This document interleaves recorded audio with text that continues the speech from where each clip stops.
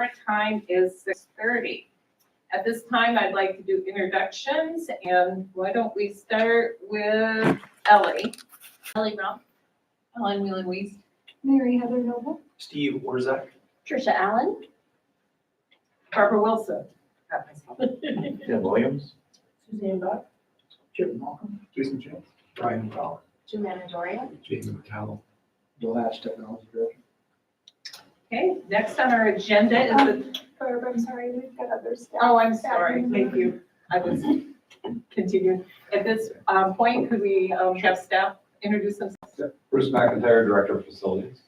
Matt Corinthy, Director of Finance and Operations. Excellent. At this time is when we do public comment on agenda items only. There's no public in the room. Is there anyone on Zoom? We have Nicole Carter and Frederick. Okay.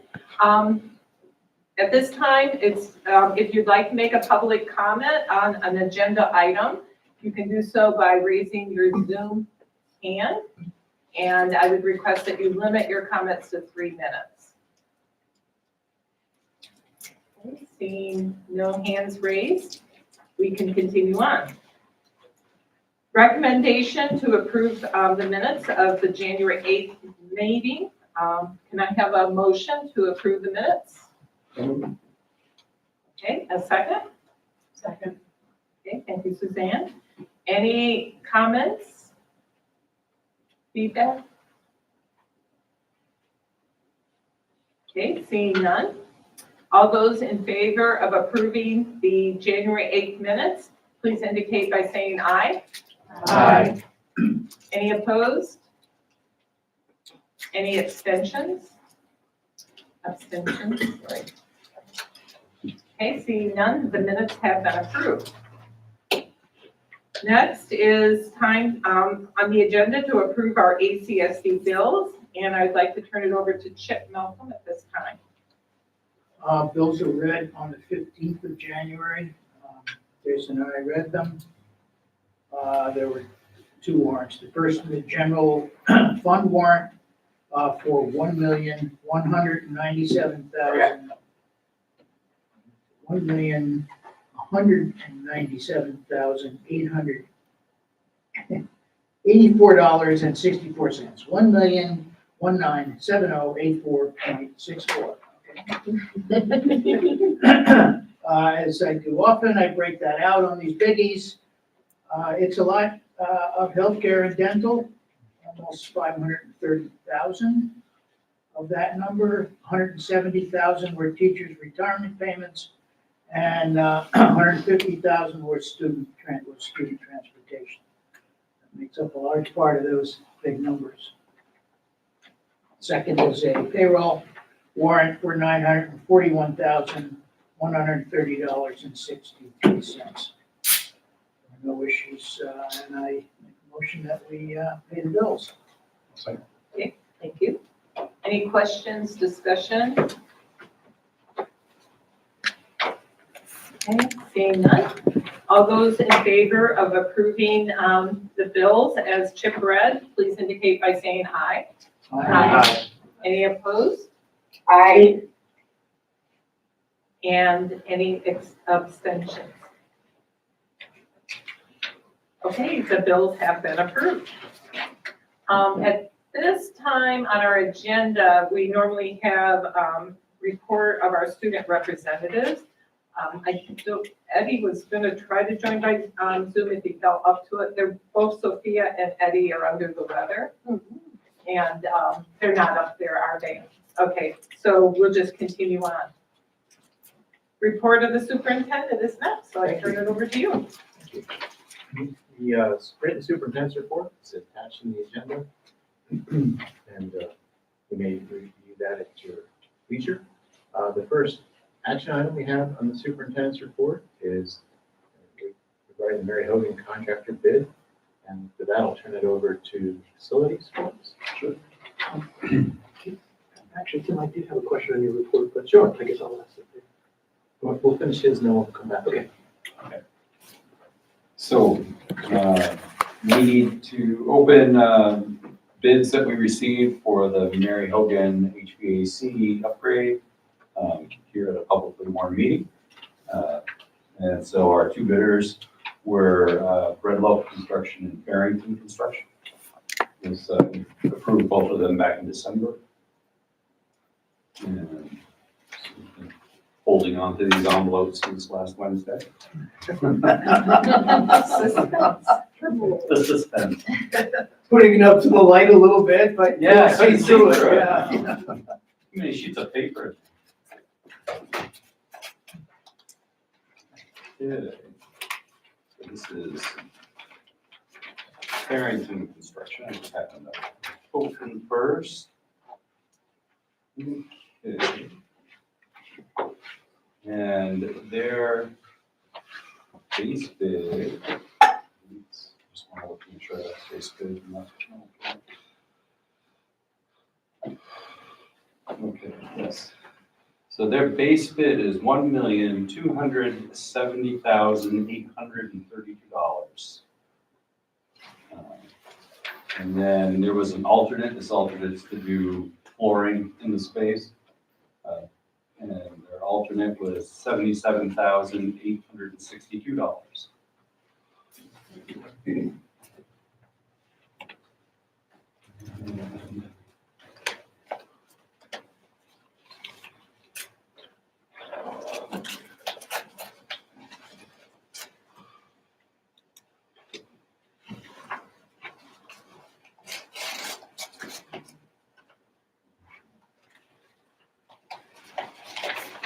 For Red Loaf Construction, their base bid is $1,119,000.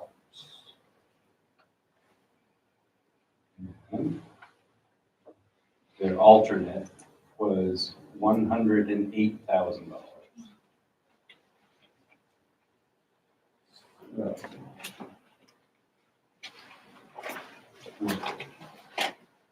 At this meeting, we included in your board pack was the memo that I sent out. And we just need to recommend awarding the low bidder contingent upon review of the bids to make sure nothing's left out. But I'm just going to quickly jot this down. I believe we're going with the base bid.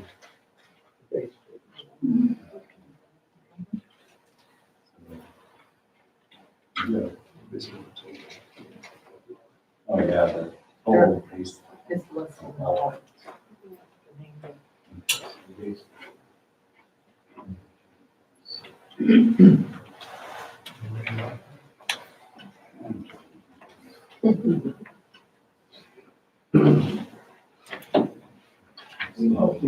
To choose the lowest bidder.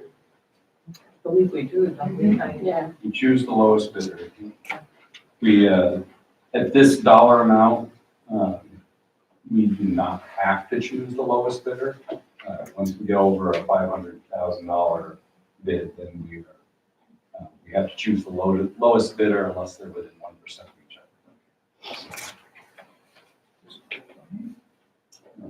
Has anybody already done the math? Yeah. Yep. Who would like to read the math? Would somebody be willing to read those two figures Yeah. off? So for Red Loaf, I have 1,227,000. And for Barrington, I have $1,348,694. Red Loaf was first. Red Loaf was first. Yeah. So I have a recommended bid that I can read. Yep, we give you a recommended motion, if Yeah. somebody from the board would like to make that motion. Yeah, so basically what the recommended motion is to move to award the Mary Hogan Elementary School ESSER Capital Improvement Project to the apparent low bidder, which in this case is Red Loaf, based on the alternatives chosen contingent upon final review of all the bids and authorize Superintendent Williams to execute a contract with a low bidder associated with this work. So who would like to make that motion? So moved. Okay, and second, okay. Any discussion? Any discussion, questions? So we're moving forward with the base and the alternate for the 1.227 million total. It's, That's the motion. that's the motion, yes. And remind me again, 800,000 is covered also funds? And the rest? Yeah, 800, Out of the operating budget of right. 25. There's Right. operating budget or using the funds? So the half of the difference is in the existing FY '24 budget. And then the remaining 200,000 would go into the FY '25 budget. It straddles the two fiscal years. Thank you. Any other questions, comments, discussion? Yeah. You said it straddles 2 years. I thought ESSER funds had to be spent before the end of.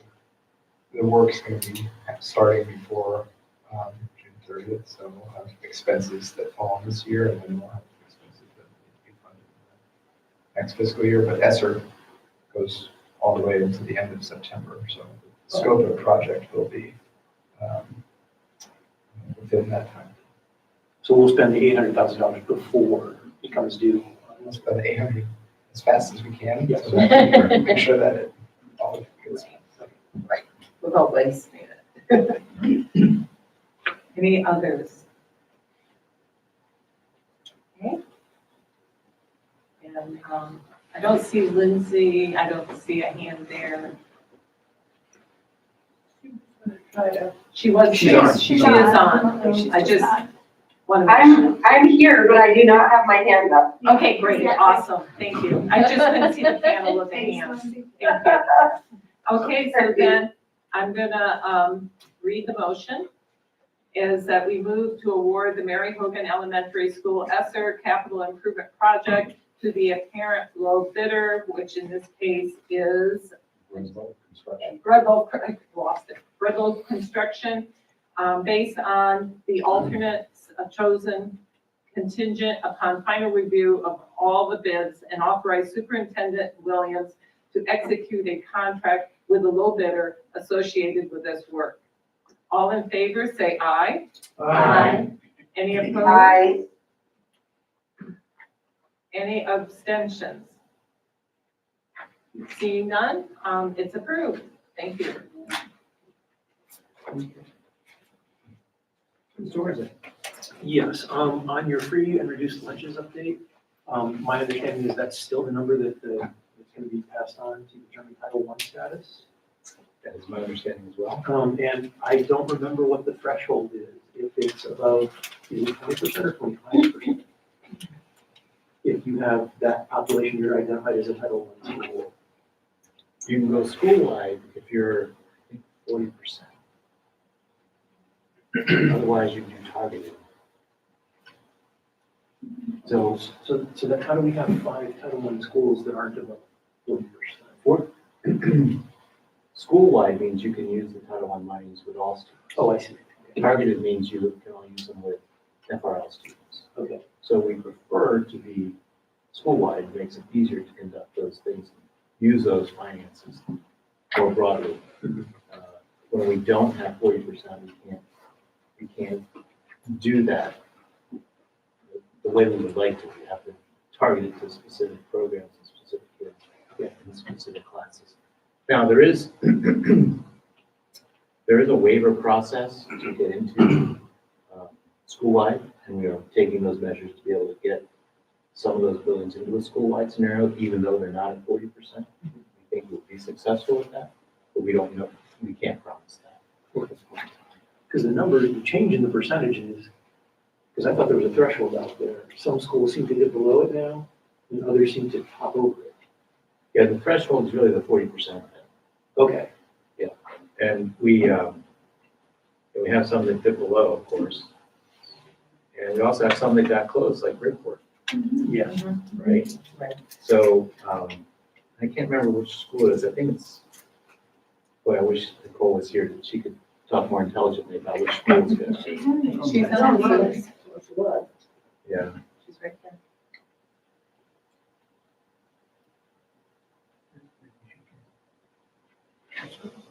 Go ahead, ask her to unmute. Oh, Nicole, if, Hey, guys, can you hear me? yeah. Now yeah. we can. Hey, again, what your question is? The threshold, the 40% threshold, which schools are we, do you know which schools we're using a waiver for, to get the 40, to get to school-wide? I'd have to look at the spreadsheet. I wonder, if Matt's right in the room, I wonder if he has it in front of him. I'm also looking it up as I'm talking. Looking for it. I was looking for the threshold for targeted.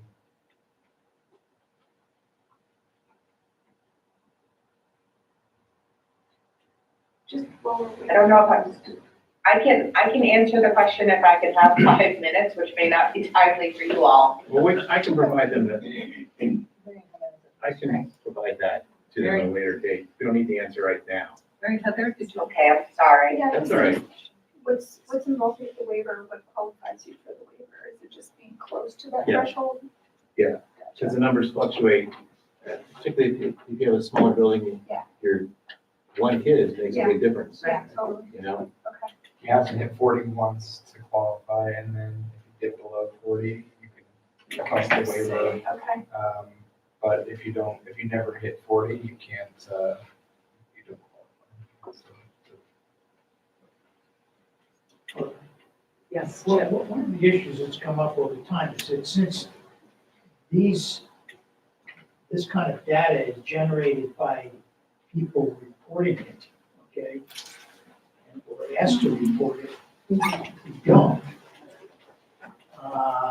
Then how truly accurate is it? I mean, this has come up in the whole school funding thing that we talked about. We also have to remember that we're not the only ones in that unique situation. Right. Every school faces that, whether or not people will fill out the forms or not. We're all faced with that same issue. It's not unique to us. Yeah. Or any other school system. So it is based on self-reporting. Okay. That is a pitfall. We're certain there's families that, even though we try to encourage them to apply and go through that process, and it's made more difficult because all students now are get free meals or have been getting free meals. So then people think, well, I don't need to fill out the forms now because everybody's getting. So there's circumstances that we're not excited about, but no school is excited about them. We're all in that same boat. So. Joanne. Just wanted to confirm that these numbers are representative of the students that are attending the school and not the town that they live in. My understanding is there is some intra-district changing of schools, or I just wanted to confirm that this is representative of the students in the school and not. Yeah, these are students in our schools. I can answer the question now. Okay, Would that be helpful? I have the sheet in front of me. sure. So Bridgeport and Salisbury, Bridgeport we've applied for a waiver, Salisbury, a grandfather, because they're so close. Shoreham and Marion, Hogan and Lumps get the targeted assistance. The targeted assistance for all three of them is because they're higher than the LEA average poverty, which is 24.14%. So Title I allows you to take that average district-wide, and anyone above that average receives the targeted. And why not the middle school? Middle school will receive targeted next year. Oh, it will? They are Yeah. below this year, but will rise above next year. A question kind of following up on what Joanna was saying. These towns, it's by school, so if a family has kids in multiple schools, does it count for each of the schools, or does it count, how does that work? And do they have to fill them out 3 times, or do they only have to one of the schools to get count across all 3? It's based on which school this child attends. So if you have siblings in 2 different schools, each sibling would be applied to that school they attend. Even if the parent got the packet from 3 different schools and only filled it out for City Elementary School and didn't bother to fill the other ones out. Well, that would be a problem. It has to be raised. Because I know that these forms say on them to list your other kids, and that many families don't fill them out for everyone because it lists them all in one form. So anyone with multiple kids may not be being counted at the multiple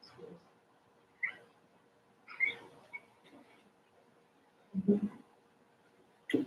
The form is a statewide, like, it's not a district form. Not a You're not, district no, but it is Federal. federal. Yeah, so, And we don't have the ability to modify it. The cover letter, I don't think we do that.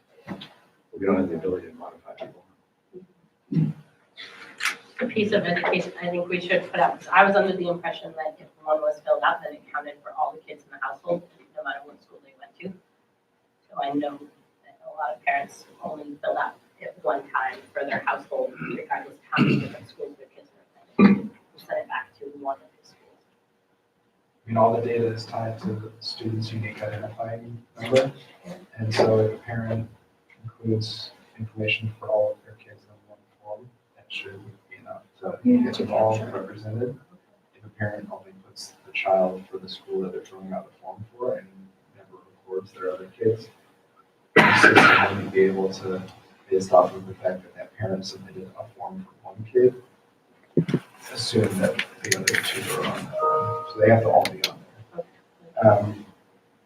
The state's looking at this as well and looking at different ways to sort of decouple self-reporting of poverty from lunch status, because it's just not related anymore. Looking at like increasing direct certification through Medicaid and other state agencies, and trying to see if there's even ways to like go a step further and kind of cut self-reporting out of it so that it's all just done automatically on behalf of the families, but that's pretty tricky to do. I can't see you, sorry. Yeah, just because what you're saying, Chip, is only gonna get more of a challenge the farther we get removed from the former practice of you fill this out so that your kids can get food. The more that people just acclimate to the new mode of operating, that just food is available, the fewer people, I think the self-reporting will get worse. So it's good to hear that the state's engaging with it, because that's a problem for everybody that is gonna have profound. It's a lot of money involved. Yep. Yes. And we think about that too in terms of, playing offense and spending resources to go collect data, whether that means spending time working with principals to instruct them on tools that they can use to communicate to families, or direct outreach from the finance team to families who we've historically seen forms come in for but might not have seen them in a particular year, just sort of making sure that we check in with people and try to be proactive and collecting as many as possible, because there's a lot of things.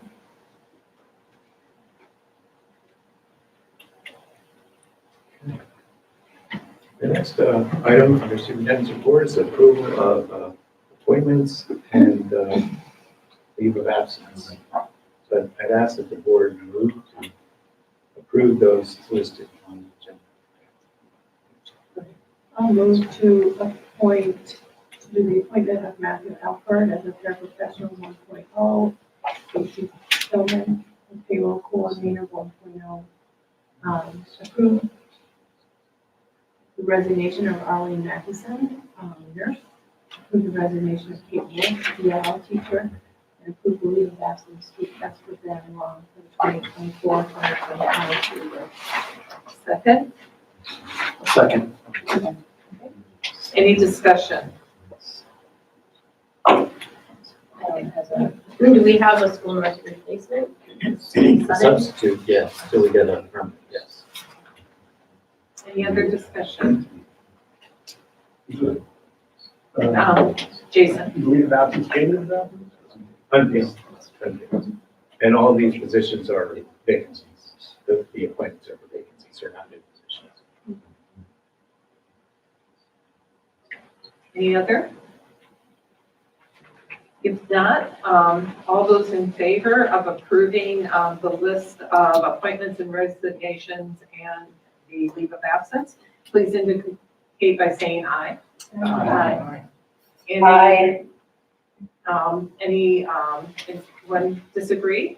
Vice opposed? And any abstentions?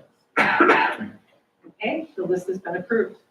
Okay, thank you very much. And items 3, 4, and 5, I'll turn over to Matthew. Matthew's been working hard. Matt's been working hard on the budget and the budget book, and a whole lot of other things. And there's a presentation for us tonight on the budget itself. Thank you, Dr. Williams. So, I'll just make sure I go in the right order for my 3, 4, and 5 here. We have 2 attachments on item 3, which is the presentation of budget. First is the link to the PowerPoint, which is a saved version of the presentation that we're about to see.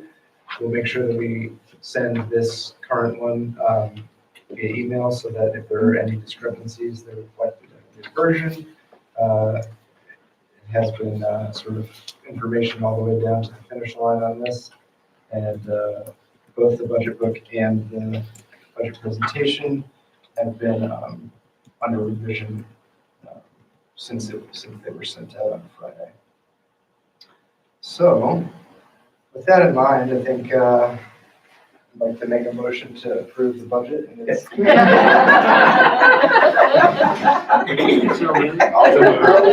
They're really smooth. Good try, Matt. All right, well, you had your chance. In addition to all the work on the budget, I took some breaks to design little icons this year as a little side project and ways to sort of think about all the big things that were going on with some little pictures. So we have our patchwork quilt of cost centers represented by the little nesting squares here, and spreadsheet thing, and the consolidation of student services into the special ed budget, and all the wackiness of Act 127. So those are kind of the themes that have been with us all along. But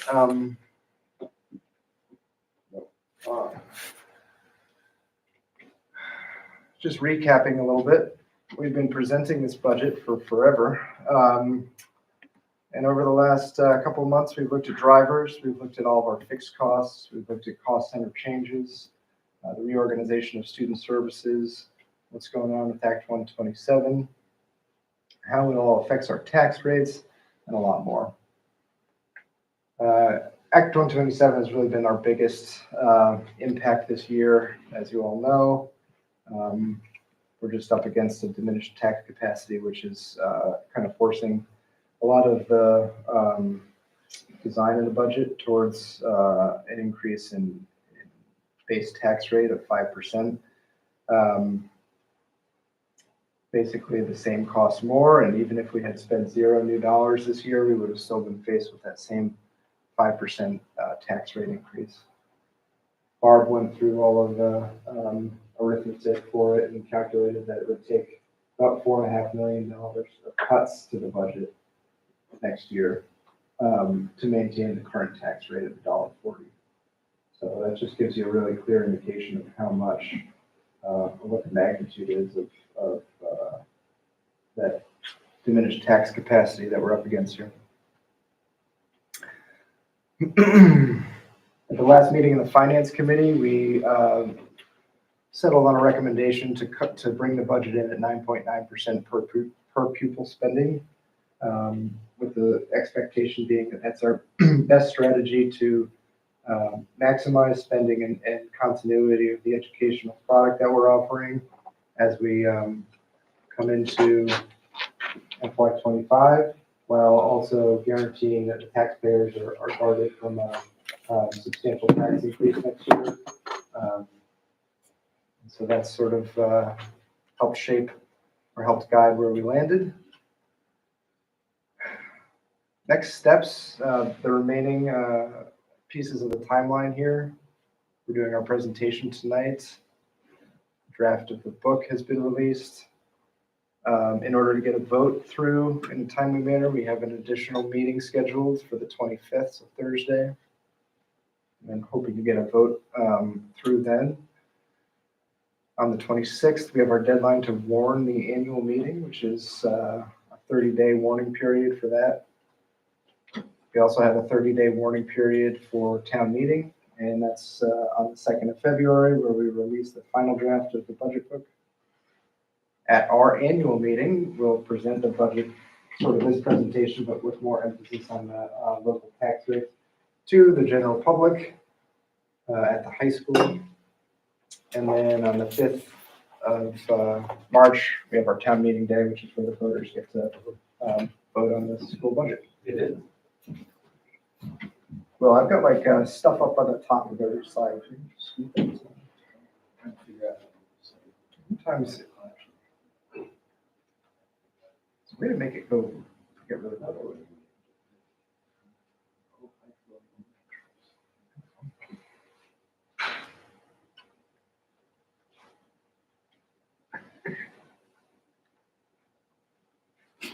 Now that doesn't work.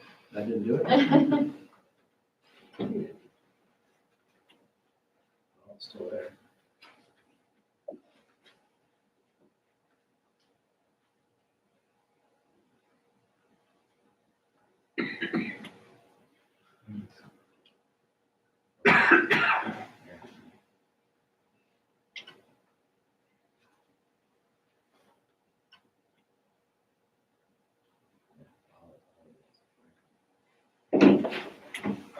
All right.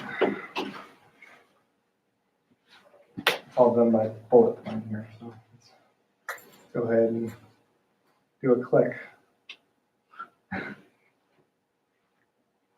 So this is an overview of the budget. The budget's a bridge. This is a bridge analogy. So we're thinking about like where we're heading next year, and some of the things that are in transition right now, how they're going to sort of settle into a new status quo. So I'm going to go one more. Okay, so the first bridge is between the pandemic and the strategic plan, right? So we have a plan to increase educational outcomes, to increase equity, to shrink the achievement gap, and all of that is sort of incumbent on bringing resources through that have been in place to help handle the learning loss created by COVID. And this budget sort of bridges us from here to there and allows us to maintain continuity of those resources through that transition. We have our leadership transition and, setting up Dr. Baker with the most continuity of educational products was a priority to make sure that when she comes in, she sort of has all the weapons at her disposal to help guide her strategy and start her off on the right foot. And then finally, we're protecting our taxpayer. We're bypassing the fiscal cliff or the pitfall that we would have faced if we had put the per pupil spending above 10% and jeopardized the tax rate going up 20 to 30% to the base. Next, we have two parts, general and detailed, and so we can keep going with that. I think the important thing there is just that the budget book's sort of set up along the same lines. So this presentation mimics the budget book. I think it's worth pointing out that there's a lot in here, and it would be kind of silly to expect anybody to absorb it all, especially with regards to some of the big data tables. But I think it was important to include them because this slideshow becomes a reference document for looking back on in whatever capacity is needed, so that all the information is stored in one place.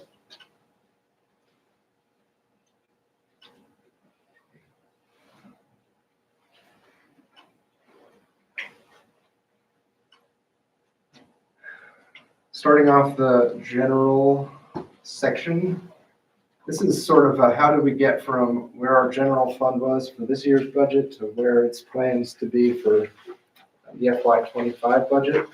And what are some of the account by account breakdowns, the type of expense associated with the increase. So this spans all of our cost centers, and it aggregates salary increases, increases to benefits, increases in contract services. That's when we pay people who don't work for us to come work here at the school district. Supplies and materials, sort of a lot of the non-personnel, tangible materials and goods that we use to run our schools. Fees, increases in fees that we pay to professional organizations or educational resources. Energy and utilities and maintenance are pretty self-explanatory. Tuition obligations is where we're sending the increases from Universal Pre-K and Hanover Career Center. We have our transportation contract increase and some of those other costs which are represented as a breakout item on the expense section of the general fund summary. So that's how we get from point A to point B. This is that general fund summary, which is my favorite page of the budget book, and hard to look at on the screen. So we're skipping it here. We're going to look at it in the detail section, but worth pointing out on this screen is that as we hit the end of the general fund, you can see some of these subtotals. Our year-to-year change of 9.7% in spending. We have our other expenses down here, which in FY24 were a correction to the budget reporting. FY25 represents some of these breakout expenses that didn't really fit in a cost center, but were sort of important to keep as a breakout, just to highlight them as important parts of the spending plan. That's the extra money for the HVAC project at Mary Hogan. We have a new child care tax going into effect. And then we always budget a little extra money for food service in case there's a shortfall in between the grant fund revenues that they collect on a reimbursement basis and what our expenses are for food service next year. Fund balance transfer, you can see at the bottom, that's still preliminary, which is why it's italic, but what we're going to do tonight is recommend transfer of that to the capital fund, or capital reserves. That is an offsetting expense, which means it's listed on the top of the balance sheet and on the bottom of the balance sheet because it moves in as a revenue and out as an expense in FY25. Here's another breakout of those other expenses. The next section of that year-to-year budget summary is an explanation of other funds, so things that we spend money on that aren't part of the general fund. And this is predominantly where we're showing our grant expenses. So they're all color matched because with grant funding, expenses have to match revenues. So what we get in a grant, sometimes at this point, for our CFP grants and Medicaid, we don't really know at this point in the year what we're going to get. We're estimating based off of what we got last year. But when we print the budget book, this is an estimate. What we're actually going to wind up spending is exactly what we wound up being given. We just make sure that those expenses and revenues cancel each other out. That's why they're in their own section here with the color coding to show that they equalize each other on the top and the bottom of the balance sheet. Notable would be the loss of the ESSER funded expenses because we're losing all of that revenue. And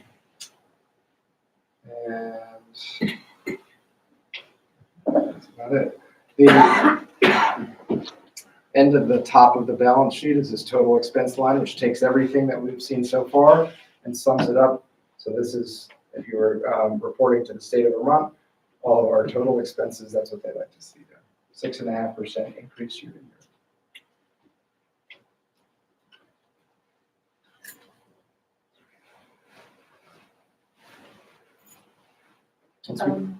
Jean? I have a question.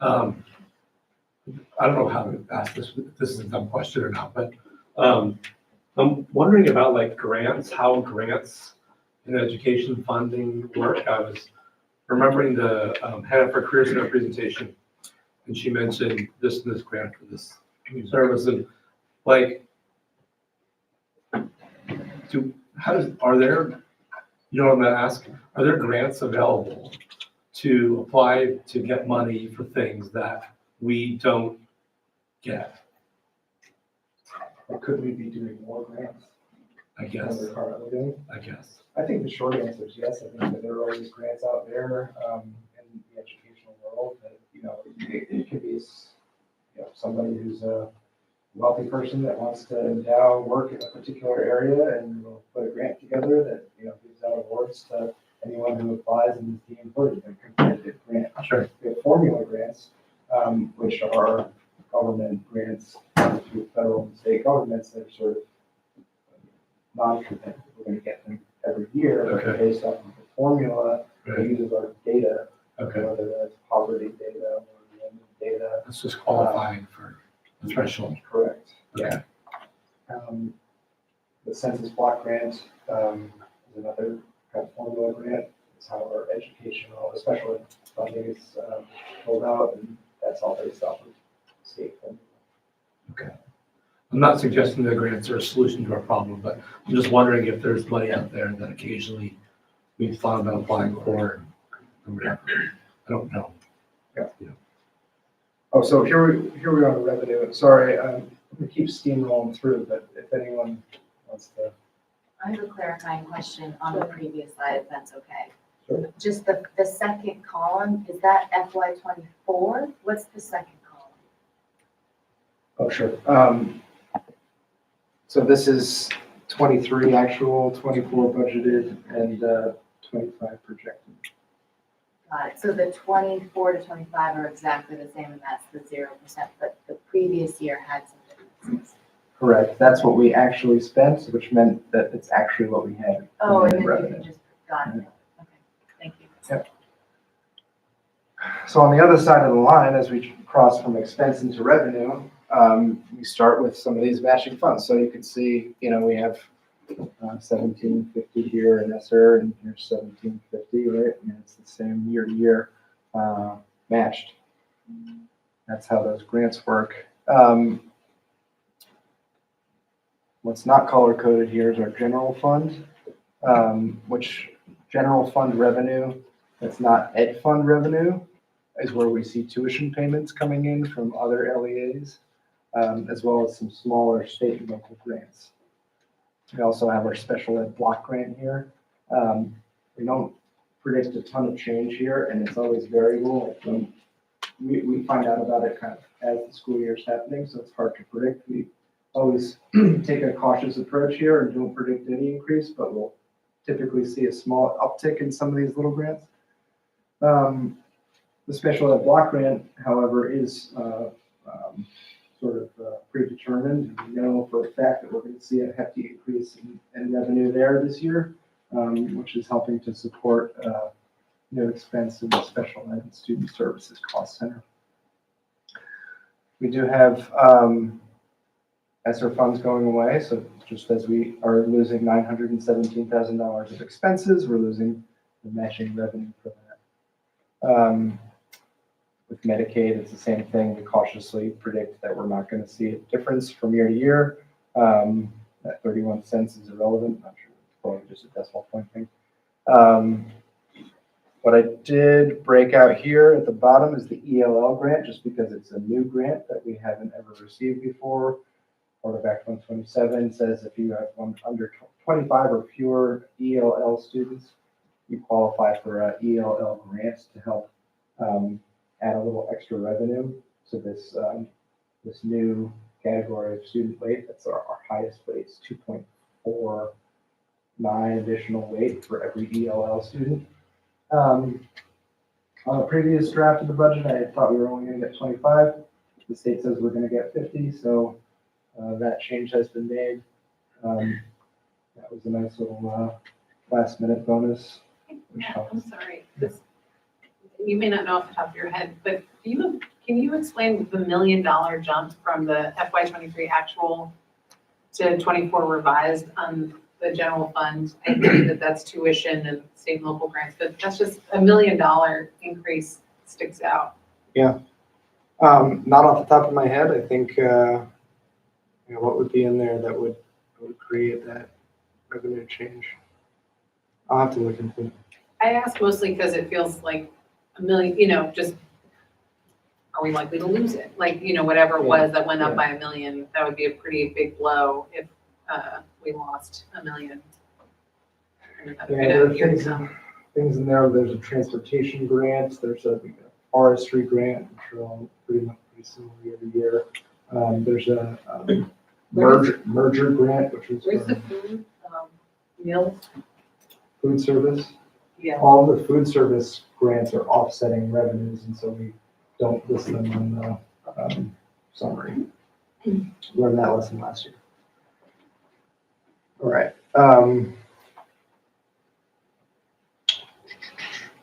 What we wind up with here at the bottom is total revenues, and total revenues is important because it folds in the fund balance transfer. Remember that was an expense at the top, and here it is as a revenue at the bottom, so we cancel each other out. This is the number that's going to be subtracted from the total expenses to help determine what our education spending is. So it's total expense minus total revenue equals ed spending. You can see here that we're based off of some of the new income and the loss of ESSER, looking at a 0.6. Oh, and this also folds in the fund balance transfer. All things considered, a 0.6% increase in revenue year to year, so pretty flat there.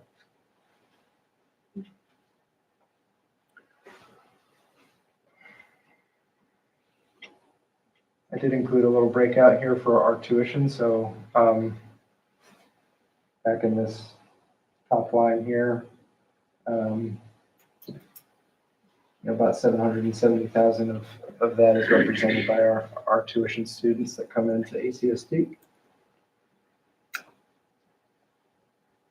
If you take the fund balance out of the equation, it's a 4.5% loss of revenue, but when we consider all of the variables, it's a 0.6 uptick in revenue. Joanna, is the merger grant a small percentage of that? And of the revenue, the general fund revenue? I think it's like 300. And have you heard anything about the longevity of that? For schools that don't, or for school districts that don't qualify for the small schools grant under Act 127, the merger grant stays in effect. It's one or the other. It's a small consolation prize because I think we would get about 10 times more revenue if we were to qualify for small schools grant, but it is still in place because we don't qualify. It's there for now. It's part of legislation, so they would have to change legislation to eliminate that. Once we've calculated all of our expenses and all of our revenues, we subtract revenue to get education spending, and that's the amount that we're going to need to draw from the ed fund, and the amount that we'll need to raise from our taxpayers via property taxes.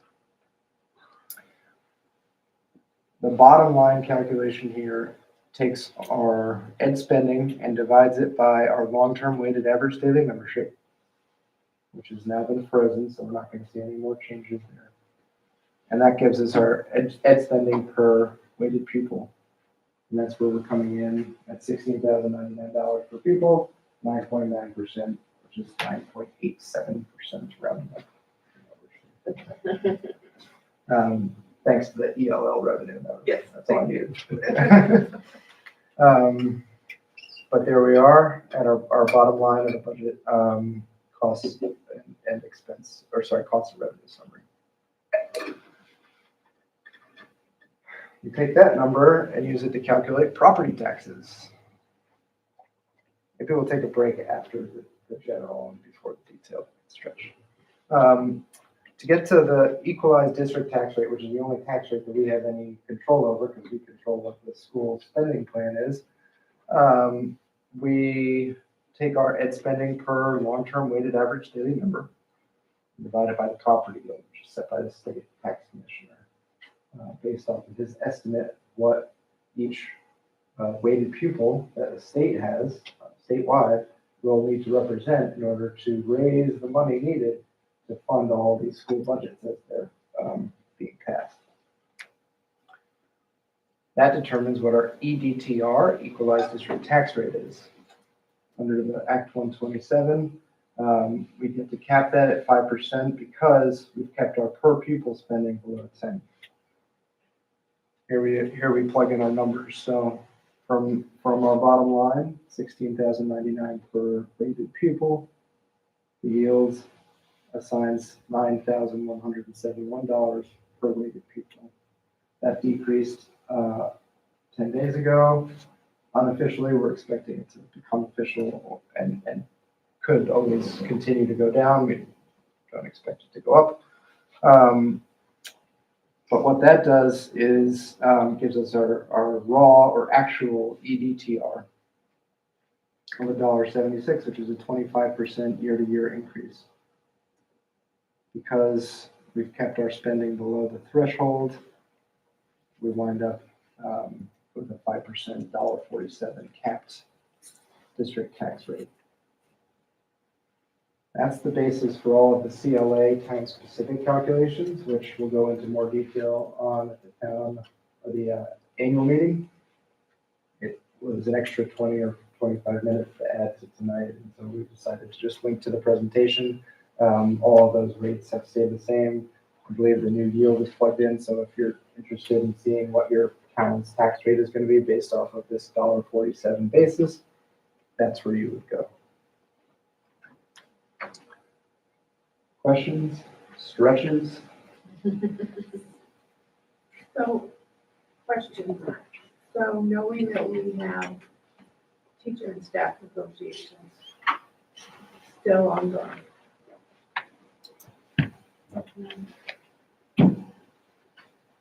And coming in so close to that 10%. My fear is what happens if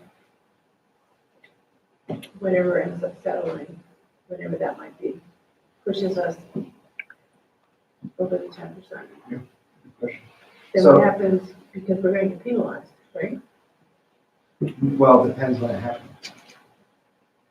So if this board approves a 9.9% budget, and then it goes to the voters and they vote yes on the 9.9% budget, now we have a voter-approved budget. Negotiations then comes in after the fact and creates a mandate for the districts to pay more than is budgeted, an unfunded mandate. And there's a couple different ways to handle that, right? You have an approved budget, so your voters have told you what your spending plan is going to be. If you need to make room within that spending plan for unforeseen expenses, there are different ways to do that, whether that's through contingency funds, reserve funds, or trimming things to make room for other things, right? Because it's approved, now you can make those decisions.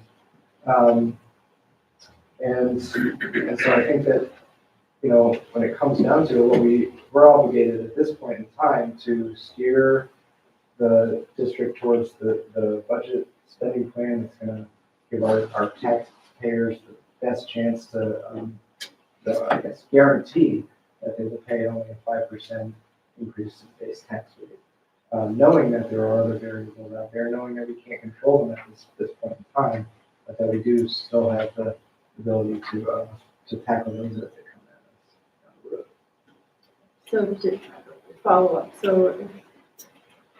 who knows where things will end, but what does that, because isn't this 5%, like, it's supposed to be 5%, 5% for 3 years, and if you go over it, then 5 years, yeah. So great, yeah, it's meant to be a soft landing to equalize the district tax rate with our budget actually costs. Right? So our budget actually costs 25% more than we did last year, but we only have to pay 5% more than we did last year. But next year we would advance another 5% towards that 25, right? So every year you're getting 5% closer to what it actually costs if spending doesn't increase. Spending increases, then the yellow line keeps going up and you're still chasing it, and you're left with a potentially disastrous scenario in year 5, right, where everything becomes due. But yeah, this budget gives us a chance to get to the point in time next year where I think we have to ensure as a district that we calibrate our spending appropriately so that, that's gonna be the conversation for FY 26. How do we freeze spending, put a ceiling on spending, or recalibrate our expenses so that everything fits in the box that the state is sort of putting us in. Meanwhile, the state's probably gonna blow the whole thing up and, or re-legislate a lot of it. There's some discussion about that, because I don't think they're happy with how it's turning out, so there's a lot of unknowns. Steve? There was a discussion in the finance committee, I don't know if this is the appropriate time to talk about that, but we presented 3 different options. Would you prefer to go through the detailed stuff when we talk about that, or would now, because Suzanne's question seems to kind of dovetail with In terms of, an option where we, that. Go above the 9, stay at the 9, and go below the 9. I think, I'm happy to summarize it. An option where we go above the 9%, we're brought before a state review panel that I think is under a lot of pressure to not let people do that. And so we would stand a good chance of losing our property tax cap this year and for the remaining 5 years of the equalization phase. So property taxes would go up 25 to 30% in FY 25. Base rate before CLA. So some of the towns that have low CLAs will be looking at property taxes that could climb into the low 40s. This is what I asked Peter about, but I don't think he really answered it. What is the evidence of what you just said, that like the sort of panel of our peers would be sticklers or whatever we call it? There's no evidence because it's never been done before. Right. We only have anecdotal feeling. But I think that, the letter that was sent out on Friday by the Ways and Means Committee and the Senate Finance Committee suggests that there's some hand-wringing at the State House about how this is all playing out. And even districts that don't come in over that 9.9%, the letter threatens to say, like, we're gonna take a close look at everybody. So I would imagine that the consequence of that letter and sort of the feeling in Montpelier is that the Secretary of Education is going to get some pressure to be harsh in that review and or it's not harsh, but like to be very critical, right? And to say, could this district have in any capacity steered themselves towards a budget that was below and not above? And there was some discussion from some of us that we are essentially creating a 4.9% cliff this year by doing this, because that means that if we don't get rid of the 4.9%, that is the difference between 5% and 9.9%, that somewhere between now and 5 years from now, we have to shed that additional spending, or we will have 5% cliff when we get to the end. So it's not like we have 5%, 9%, 5%, 5%, 5%. We have 9%, and then somewhere over the next 4 years, we have to shed that 4.9%. So there was some talk about, could we make that amount smaller? And that was something we said the board needs to talk about this. Because there's very few ways to do that. I can see Ellen. I'm sorry. And also, we're anticipating, given that there are tons of factors that are very dynamic and likely to change, that this is the hardest increase, right? The loss of the ESSER funds alone kind of immediately drives up the percentage increase that we're facing this year more than others. So yes, there's For us. For us. Not for all schools. No, Just I'm for just us, talking yeah. about for us. So of those 3 options we're facing, where there's, go above 10% and you roll the dice, and you hope that the state panel says, fine, you're at 10.5, but we'll still give you 5% cap. Option 2 is go just up to the 10% cap and assume that the state is not going to retroactively legislate away from what they had established as what the 5% cap would be available at, and take the 5% cap this year, live to die another day and have big conversations about the future spending of the district to grapple with the fiscal realities over the next 5 years, or reduce the plan that you're presenting to us now, Matt, so that our budget doesn't even go up to 9.9%, it goes up a little bit less, to try to reduce some of that future fiscal pain. And the conversation the finance committee had on this was, and I think it kind of boiled down to, do we try to preemptively start that reduction process now? Or do you get through this year, take the 5% cap, keep things stable and steady, like Matt said, to sort of achieve maintenance and continuity, and then engage in some pretty big conversations almost right away about what you do for the next fiscal year? I think most of us on the finance committee fell on the side of do the 9.9%, but that wasn't a unanimous decision. That was sort of the discussion that we had a week ago.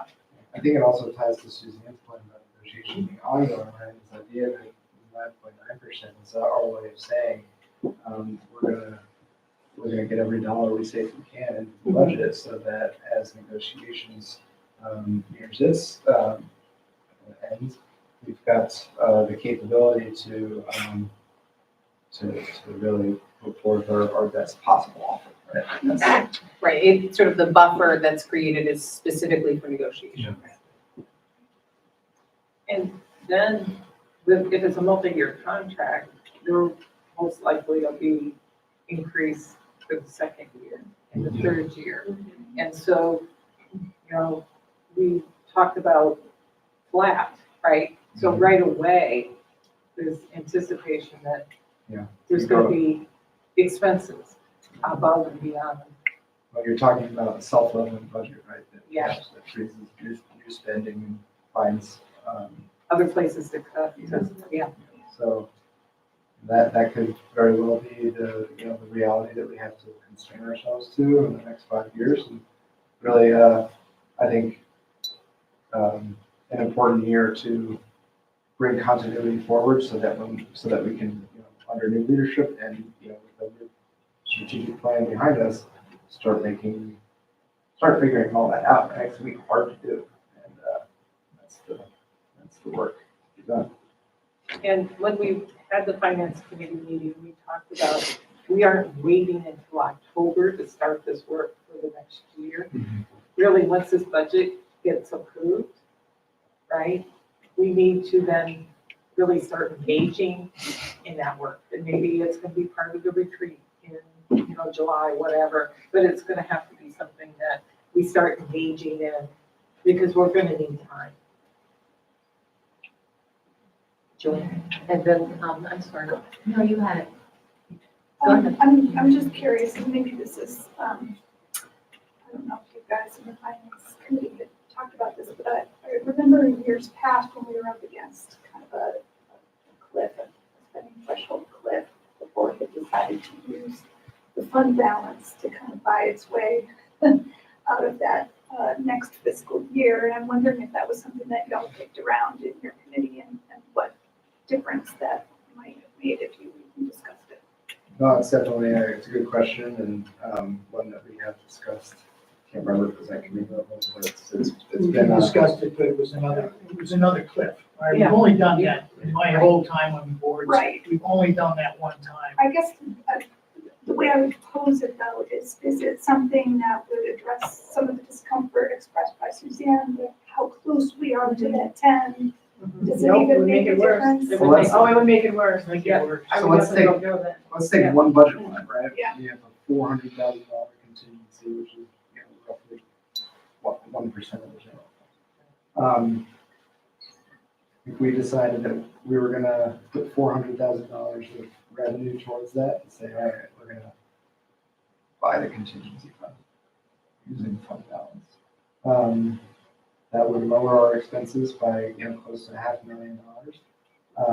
It would remove $400,000 of our capital, or our transferable reserve, and that money would just sit there as contingency and perhaps wind up in the next fund balance, right? Like that, it wouldn't necessarily lead to any new expenditures per se, which is what happened a couple of years ago. We wound up with this big fund balance after injecting capital into the budget as revenue because we never needed to use it.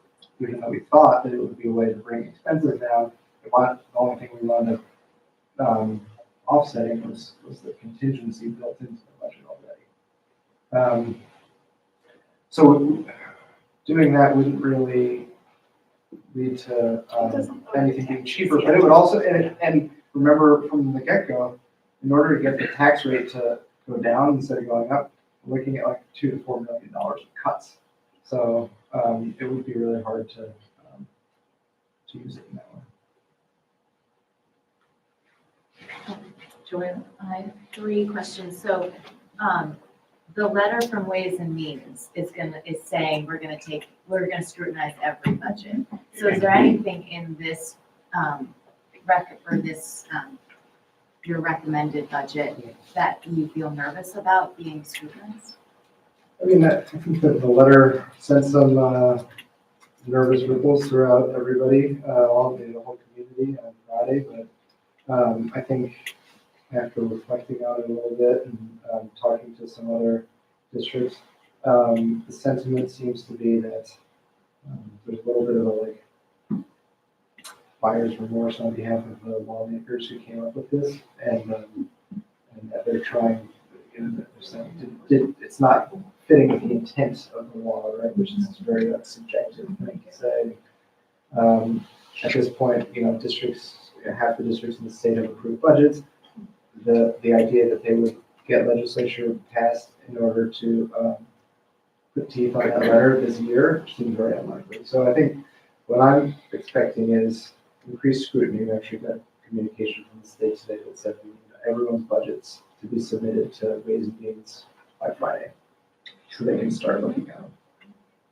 And they're probably going to spend the rest of the year scrutinizing what happened and sort of unpacking it on their end, and then perhaps using that as a basis to enact new legislation, which either modifies or repeals Act 127 altogether, and we'll be faced with like a new set of challenges next year. But I don't think that it worries me for this cycle.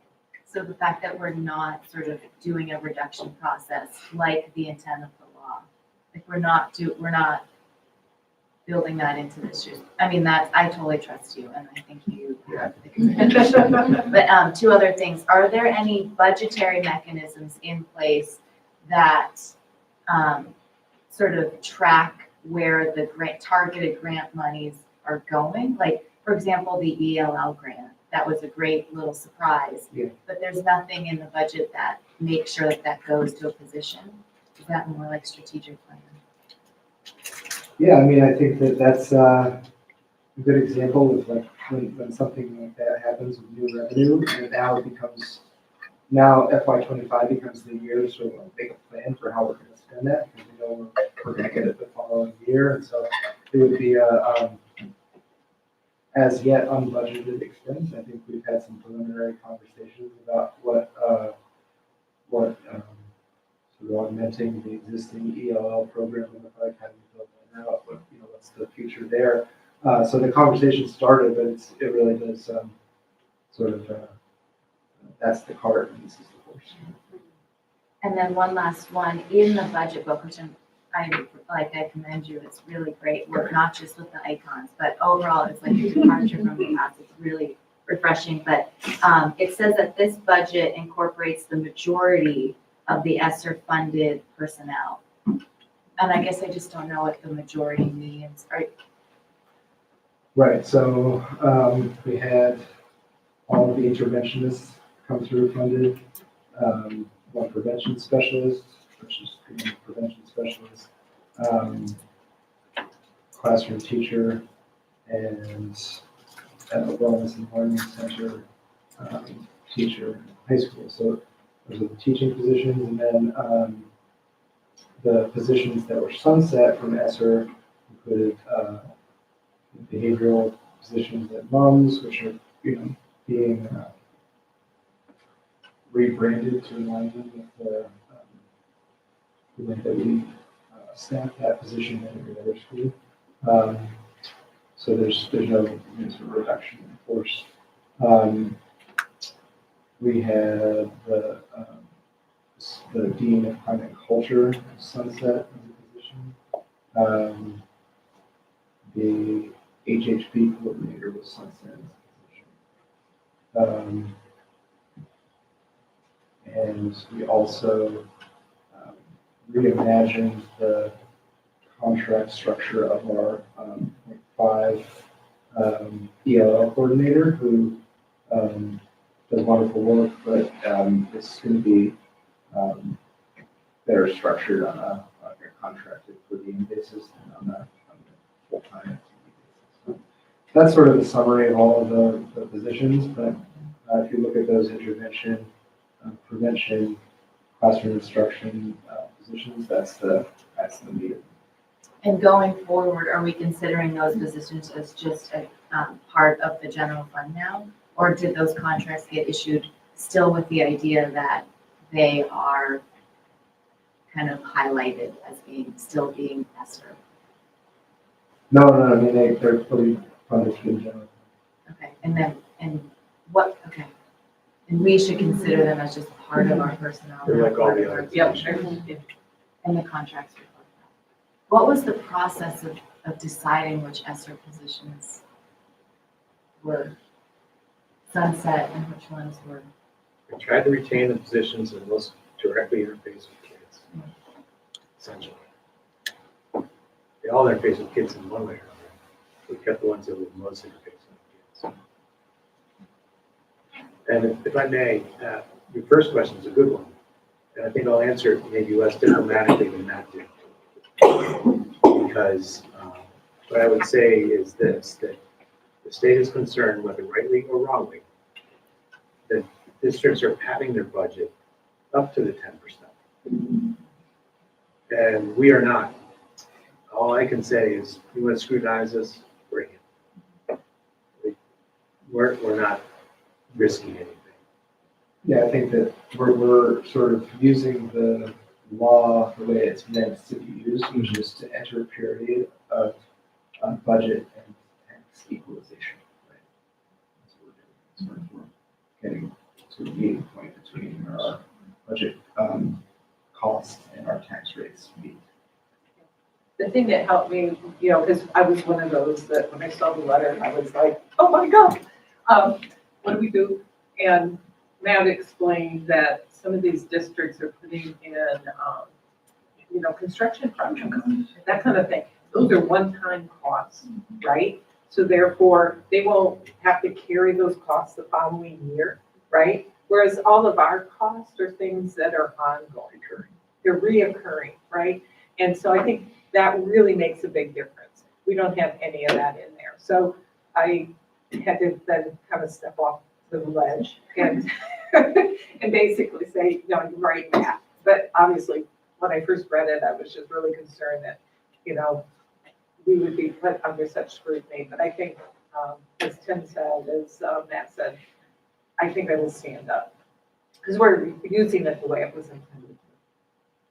But I do think it's gonna make it harder for districts that go over 10% to come before that panel and not get dinged for it. Because the money has to come from somewhere, guys, right? They already know they have to have enough money. Exactly. The money has to come from somewhere. Right, and they're panicking. All right, let's get detailed here. This breaks down each of our cost centers to their line from the year-to-year summary. So it's blown up so we can actually read it. To the expense section, we added that percentage of the total general fund column this year that wasn't part of the sheet last year. Just to contextualize some of the net increase or decrease in each cost center and to show what's happened to that piece of the pie year to year. For general education, for each cost center, we have a cost center activity report, some of the highlight reel stuff from each one. As we've discussed, we transferred 1.15 million of expense to the Student Services Cost Center as part of the general reorganization of that cost center to reflect both special ed and the Tier 2 student services. We have our 6% wage growth projection in effect here, with approximately $934,000 of expense represented by that factor. Healthcare doesn't have too much of an impact in this cost center, namely because there was cushion in some of the calibrations where these happen when we budget everyone to have a family plan, and then we get a lot of single plans, or certain things will change in somebody's life year to year, and they wind up with a net savings. It lags a year, right? So we're seeing what we spent in 23 to predict what we're going to spend in 25, and just a few people shifting around healthcare can have a pretty drastic impact. So we know that 16.4% is going to affect everybody, but we also were able to realize some offsetting savings in this cost center. We have the previously mentioned ESSER funded position going into the Mary Hogan cost center. We have a teacher reduction, the only reduction of classroom instruction this year at Shoreham, as we better calibrate the classroom instruction there based off of the enrollment. Across the board, paraeducators are part of this reorganization, trying to tease apart paras who do some special ed work and some general ed work. We have our library paras, we have our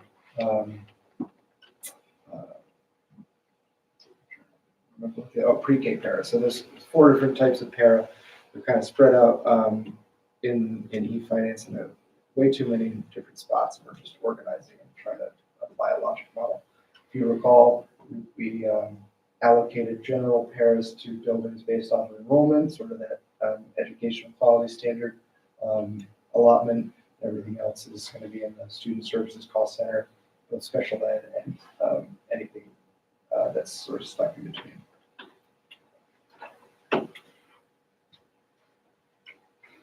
This slide is an example, is showing us all of our schools. And in the case of Bridport and Mary Hogan, it was important to know that we backed out pre-K. Year-to-year budget, and the percent change at each one of those schools. And remember, this is just direct instruction. We've isolated all the student services out from this. This is teachers, paraeducators, administration, general supplies, the basics. Black squares are around bundled classes, so you can see, at Ripton and Weybridge, we have 3 multi-level classes, 1 at Bridport, 1 at Salisbury. This is where it starts to get pretty dense, so I'll keep moving, but remember that these are there if you want to look back at.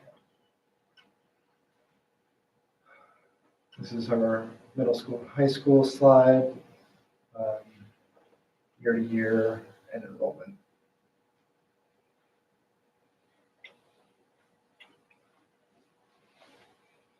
This breaks it down by functions. A function is our tool within eFinance to sort expenses and revenues by different usages. This is a statewide uniform chart of accounts, so every district either uses this chart or has a way to crosswalk to it so that the state can compare apples to apples and all these different functions. It's a great way to sort of tease apart all of the budget into some of its component sections and look at what's going on a year-to-year difference, a year-to-year change. So direct instruction, I think it's important to remember too that here we're looking at both personnel and non-personnel. So all the costs associated with direct instruction would be the function 1100. You have a year-to-year change there of 3%. All the costs, personnel and non-personnel associated with guidance, nursing. You can see here, based off of the uniform chart of accounts, that direct instruction is one line, one function. Student services, according to the state, are everything else. In terms of how they think about what a student service is and how they report it. It's teaching and everything that supports teaching and learning. Matt, can you explain what security is? Yep. Security is the contract that we have with the town of Middlebury for our school resource officer. Previously, either unbudgeted or not budgeted in the correct spot, so we added that. So it's in. not like something that didn't exist that now exists? It's just- No, we renewed the contract this year. So I think it's a 3-year contract, but they need it to be built out into the budget to reflect it. It's split across the 3 Middlebury cost centers. Can you talk about the 13% admin increase? Yep, so this is largely based off of the fact that the assistant principal at the high school was not in the budget last year for some reason. And I think, I have no idea why that was the case, but in looking at the administrative costs of the high school, they were off by a position.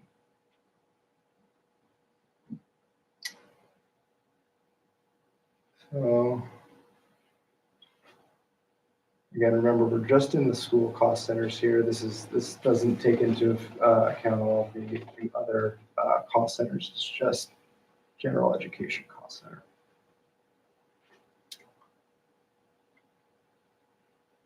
I have a question about the last slide.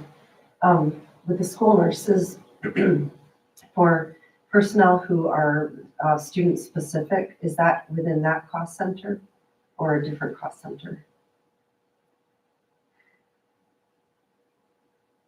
I can't say for sure off the top of my head if the student specific nurse is in here. I can say that if they are, they should not be, because that is a student service following a student need.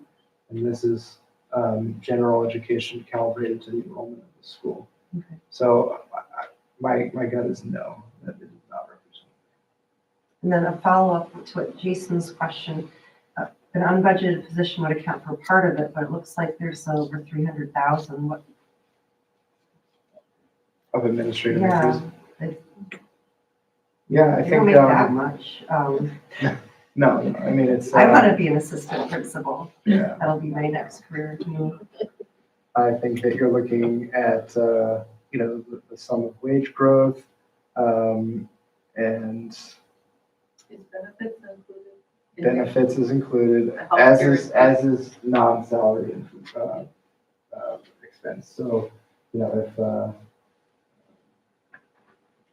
materials or supplies went up in the administrative section, that would be reflected here. I know that a couple of schools, every school has a administrator's line that we use to sort of give the principal a miscellaneous section to expense things in, and a couple of those received $5,000 increases just to equalize them across the board. That would be represented here too. We did the same thing that we just did with general education with student services, breaking down all of the cost center into component by function. This top section is all of the things that were moved in from direct instruction. So they're shaded purple because they had been part of this picture last year, and now they're part of this picture.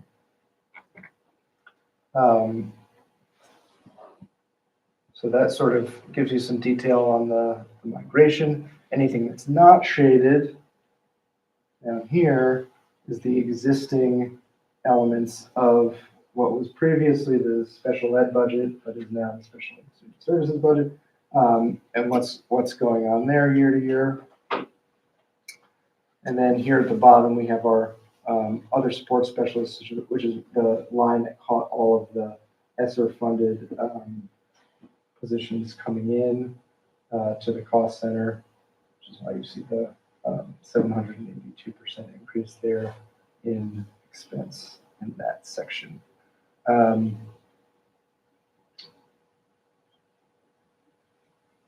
Net change of 17%. Year-to-year basis. I think as we get a little bit farther into the presentation, we'll gain a little bit of clarity on some of these changes. It's hard to look at it on a line-by-line basis and break them down to anything meaningful. On some of these smaller ones, a calibration one way or the other could be the difference between, I'm thinking here about OT and PT. Both OT and PT were high last year. We were calibrated for the usage in FY23, which represented some pretty significant reductions. But it really is just a realistic portrayal of like what we expect to spend this year, and it's good offsetting costs for other areas of increase.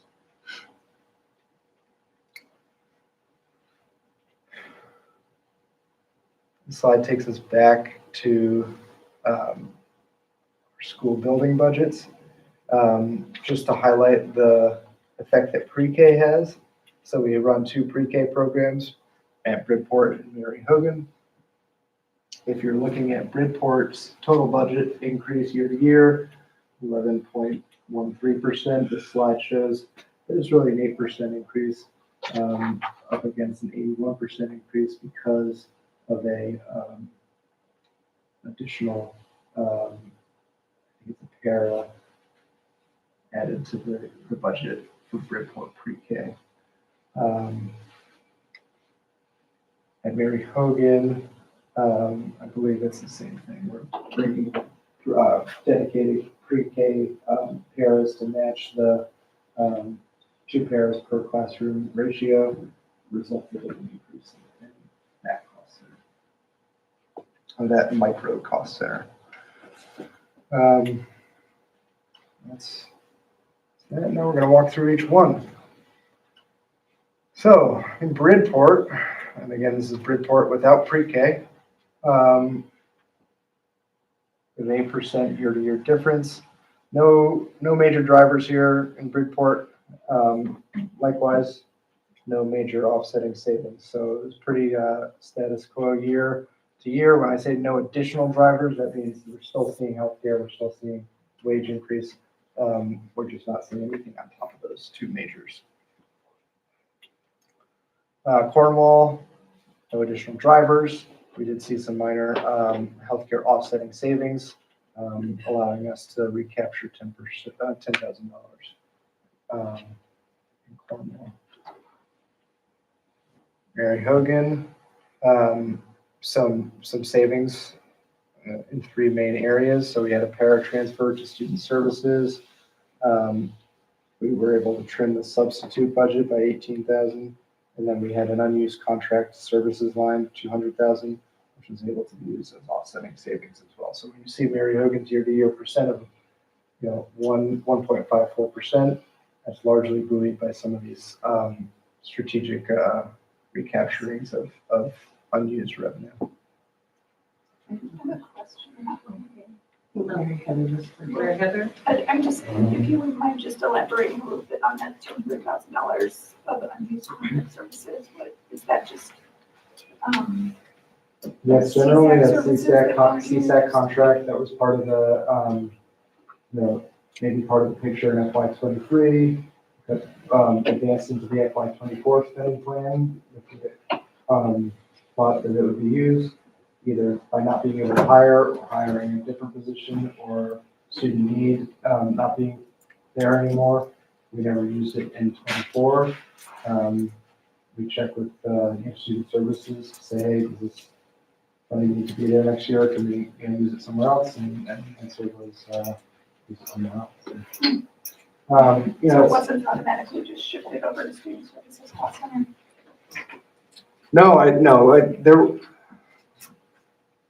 Yeah, we kind of take those CSAC contracts on a case by case basis. Some of them do need to be for that. If the kid is coming back next year and the need is still there, then we track that as well. But in the case of this Mary Hogan one, it was trimmable.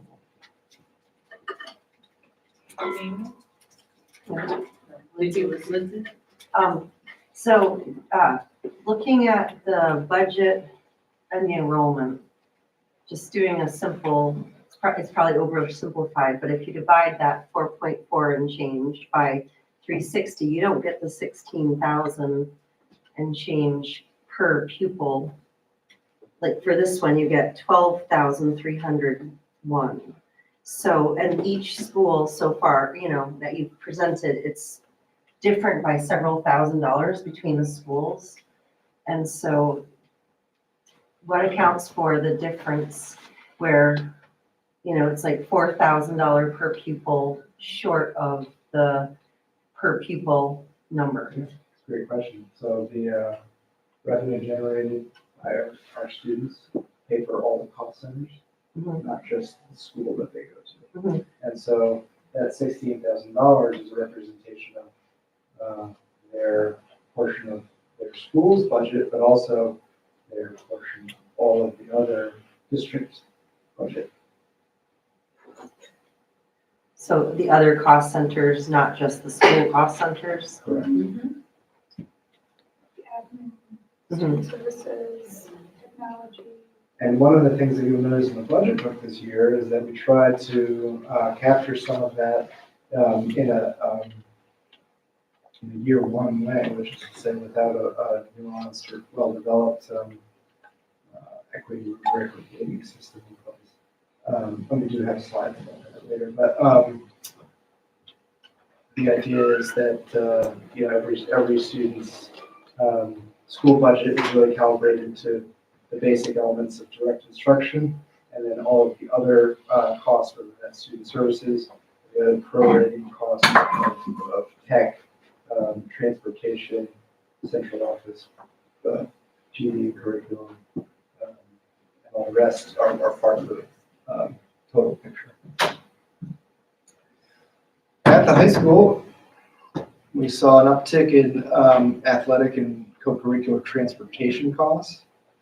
I think I mentioned a plan to look at a shared vehicle that would be used between the high school's smaller sports teams and the tech department. Excuse me. The idea is that we're already facing the expenses that would sort of make that a self-funding project. We are trimming an admin assist within the high school's admin team. That's a sunsetting position as Caitlin's assistant Deborah retires this year. Substantial transfer of payroll budget into student services. Healthcare usage adjustment netted some savings. I mentioned the assistant principals added to the cost center. The biggest portion of the SRO contract, I believe it's an $85,500 contract, is with the high school. I think it's prorated to the time spent there. And then across all non-personnel departmental budget lines, a 4% increase. So when we talked about direct instruction, that 1101 function code earlier, what I forgot to mention is that the high school, and to an extent the middle school, have additional codes within their 1100s, which break out subject lines, English, math, etc. Historically, we've not tracked them very well. We don't have any kind of tracking at the elementary level. It kind of allows us to have continuity across all of our schools. But I think it's a good work in progress to make that project so that as we're looking at the direct instruction educational profile, we can look at what resources are allocated to language or art or music at every school, not just secondary. So that's a work in progress. Not there this year, but something to look towards. Moving on, we've got Riften, needed some extra sub-budget this year just to calibrate that to the, FY '23 actual. We also had, an increase in some healthcare usage. Again, these are just, year-to-year, updates as circumstances change. No major offsetting savings in Riften, 2.2% increase. Salisbury also needed to increase their sub-budget, and healthcare usage. We did, downsize a library para 0.5 at, Salisbury, which is the only, small elementary school, library para across the district, and, based off of enrollment, not part of the FTE plan. Shoreham saw one of the bigger changes, not just because we're, reducing a teacher, but the salary budget at Shoreham was abnormally high. I'm not sure why. It didn't really align to what was, in the budget last year, in the budget presentation last year. So, something wonky in the system. I wish I had a better explanation for it, but we had to transfer $160,000 of salary out of Shoreham just to correctly calibrate that line to the 5 teachers that are meant to be there. And we also had to increase the sub-budget, and we were able to save on health insurance. So when we see the 21% change year to year at Shoreham, that masks what it would have been a little bit with just that teacher reduction, but it is our one cost center where we do have a full FTE of teacher reduction there.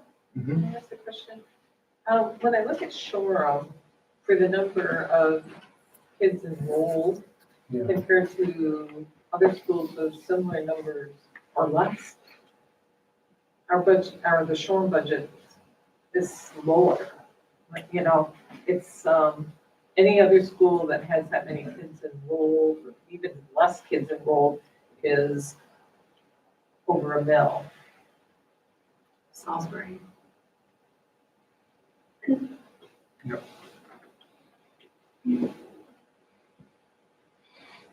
Yeah, some of the schools are like 12, some are 20 Yeah. per So pupil. it just kind of jumped out at me a little bit. I don't know why, but Good question. I think, why does a school's budget vary from one school to the other?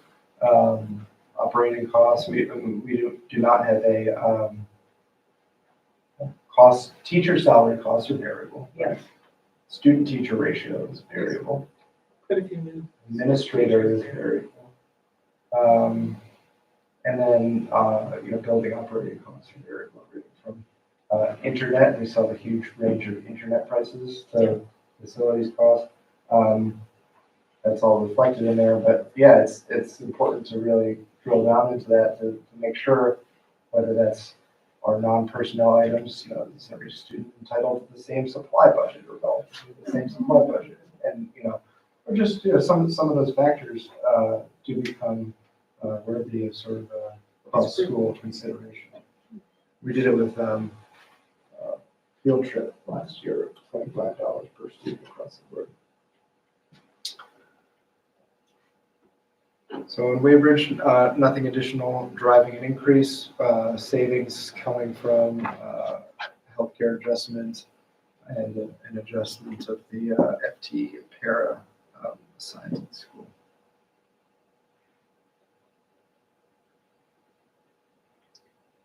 Yeah, I'm sorry. I feel like I just heard a few I guess I just want to go back to some of these specifics, like maybe this is a question more appropriately for Dr. Williams, but when the decision to cut an FTE from Shoreham as opposed to one of the other, like for example, Salisbury, I'm just curious about the decision making behind that. maybe look at the enrollment. Or Bridgeport and Waybridge have the same enrollment, but Waybridge has 3 classroom teachers and Bridgeport has 4. Right, or Cornwall's projected enrollment is about the same. Yeah, So I'm just wondering if the curtain could be pulled a little bit on that. Because I'm sure that's something folks will ask us. Yeah, a lot of time for a classroom assignment of teachers depends on what grade the student's in or what cohort is per grade. So it's not always easy to, that's why one school might have 4 teachers for their school, and another school might have 3 teachers. It depends where the kids fall in the grade spans, to be able to combine classrooms like we did, particularly at Waivers, we do that a lot, pretty much exclusively. But not all buildings do that exclusively, it's just something different. And as far as FTE considerations, I think the FTE that the thing I was referring to was involved library paraprofessional, right? At Salisbury. Yeah. And I mean, that's a situation where we don't have that kind of professionals in those buildings, so it was more of a trying to equalize. I like looking at this chart too, because this kind of breaks it out. So you've got, Mary Hogan, like, Cornwall's a good example with around 100 students enrolled. You have enough to sustain 1 classroom teacher per grade level. And here are our class sizes, right? On the opposite end of the spectrum, at Ripton or Waybridge, you have calibrated it to 3 classroom teachers because, that's sort of the optimized way to do 2 grade levels per class, and to tailor it to the enrollment of that size school. You can see Salisbury here has already started bundling and is down from 6 to 5 classroom instructors. I think that the point is well taken that you could consolidate an additional teacher at Salisbury based off of the enrollment. But, About the distribution, yeah, some of these don't, yeah, Yeah, that doesn't work. right? 15 to 7. The opportunity was here for next year, Yeah. and so that's kind of the line.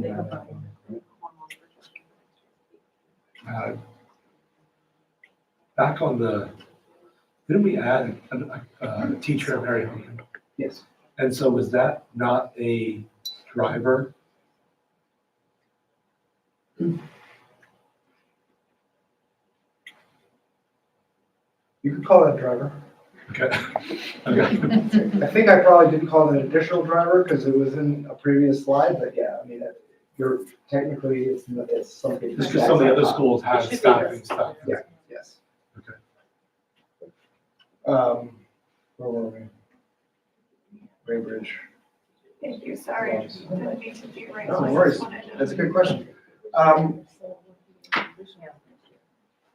Mums has added an admin assist to the budget for next year, sort of right-sizing that front office as the high school sort of does the same in the opposite direction. We have a substantial amount of para transfer to student services. This is, one of the main areas where special ed paras were just meant to be in student services or special ed cost center, and we're not represented there, so that's just an intra-fund transfer. This was a school where the miscellaneous fund was calibrated to enrollment, so an increase of $5,000. We were still seeing some artifacts of grade 6 being segmented out and not blended into the other mums lines, which led to some redundancy and ability to sniff that out and consolidate, find some savings of about $30,000 there. We also cleaned up some unused summer program funding. This was a program that was funded, never initiated. The hire was never possible. I think that a couple of years of hiring attempted there. I do think in good news that there's plans to revisit what summer program at Mums would look like, but we're sort of pursuing it in a different way than what this funding was set out for. So, and then a portion of the SRO is also added to the cost center. This is what we were just talking about, district cost share. So it's necessary to determine the operating profile of each school in support of forthcoming equity initiatives and implementations. So this is a combination of the school's budget, this operating profile, a combination of the school's budget and the enrollment-based share of district costs represented by a school. Okay. That's the simple version. It gets a little bit more complicated because there are things that we can prorate by enrollment. So the PD curriculum budget, we just divide that by how many students are represented in that school cost center, and that's the share in the simple model. Similarly, we can do that we can prorate transportation, we can prorate board and central administration.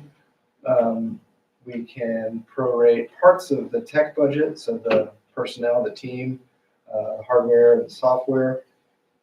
And we can prorate the administration of the facilities team, not the building-specific custodial staff per se. And we can also prorate pooled resources that are tied to a specific school building. Those are the ones that split up nicely. The ones that don't are fixed by location. That would be the building-specific repair and maintenance budgets. Those are tied to the building. Utilities, costs of that building, and facilities personnel who staff that building. And the tech budget, the building's internet costs are a byproduct not of district, but of the geography of that school, and a huge range. I don't know, why is there such a range? Well, Bill's here. We're using the formula of 1.5 megabits per second per student. So, bigger schools have more bandwidth. All right. Copiers are tied to the building. We have a gigabit connection in high school where we have 100 megabit per second connections at some of the smaller schools. So. Gotcha.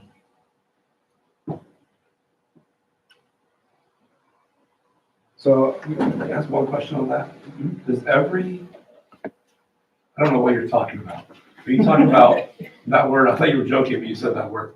Does every student get the same tech stuff? Yeah. Like equipment, Jamie? Or megabytes per second? Well, so basically how much bandwidth we subscribe to at each location is based on how many students there are. But you're asking about equipment, I'm right? asking about stuff, gear. But equipment, we have the equivalent of one device per student and staff member actually at this point. So we have somewhere around 2,500 personal devices in service. Now, at the high school, a lot of students don't take advantage of that because the data seems to show that the older the kids are, the more often they bring their own computer. But at the elementary schools, we don't actually allow them to. They have to use them on ours. COVID kind of helped to equalize some of that across schools. Well, we were at the equivalent of one per student prior to COVID, but once COVID came, we started, we were doing remote learning, we started using parents' devices.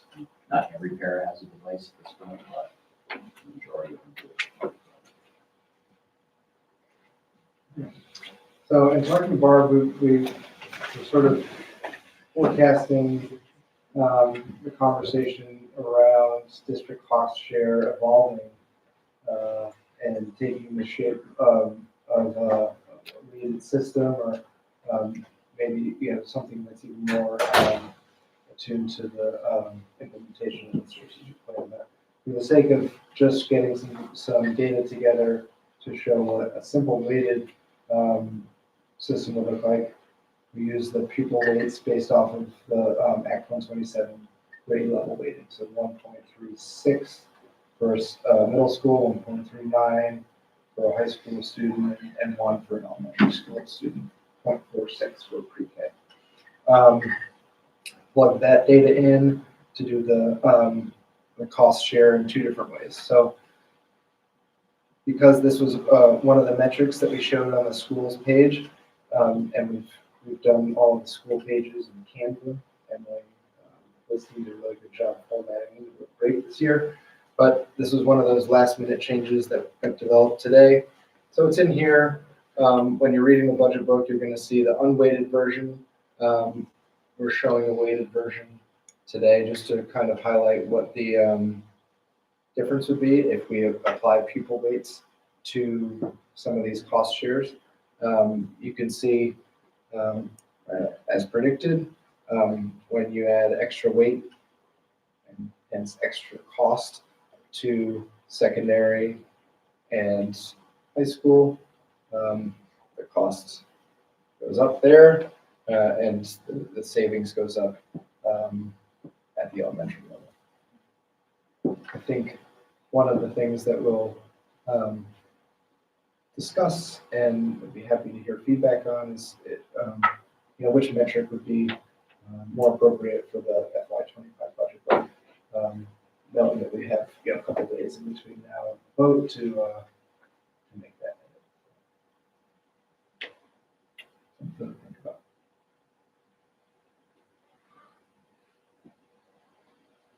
This slide summarizes some of the EQS minimums. This is the idea of within the school's building budget, defining the floor, right? And really just basing the school's budget around the minimum operating cost to be legally compliant with operating that school, because that's the only metric that we have that ties to enrollment, right? And we can continue to create metrics that tie to enrollment, whether that's a class size or student-to-teacher ratio. The district has the ability to come up with those. We can plug them in at this level and sort of have the floor be a combination of the state's metrics for quality standards and our own. But what we've done is the important step of dissecting and isolating out all of the student need bases from this equation. So when we look at a school's cost center, it's just enrollment. Everything else lives somewhere else, so that we've got a really clear picture of where we're statutorily or on our own enrollment-based metrics allocating resources, and where the resources are following applied to student needs and the data that supports that application.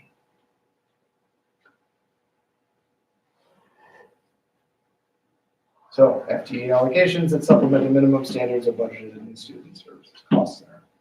That's the pyramid.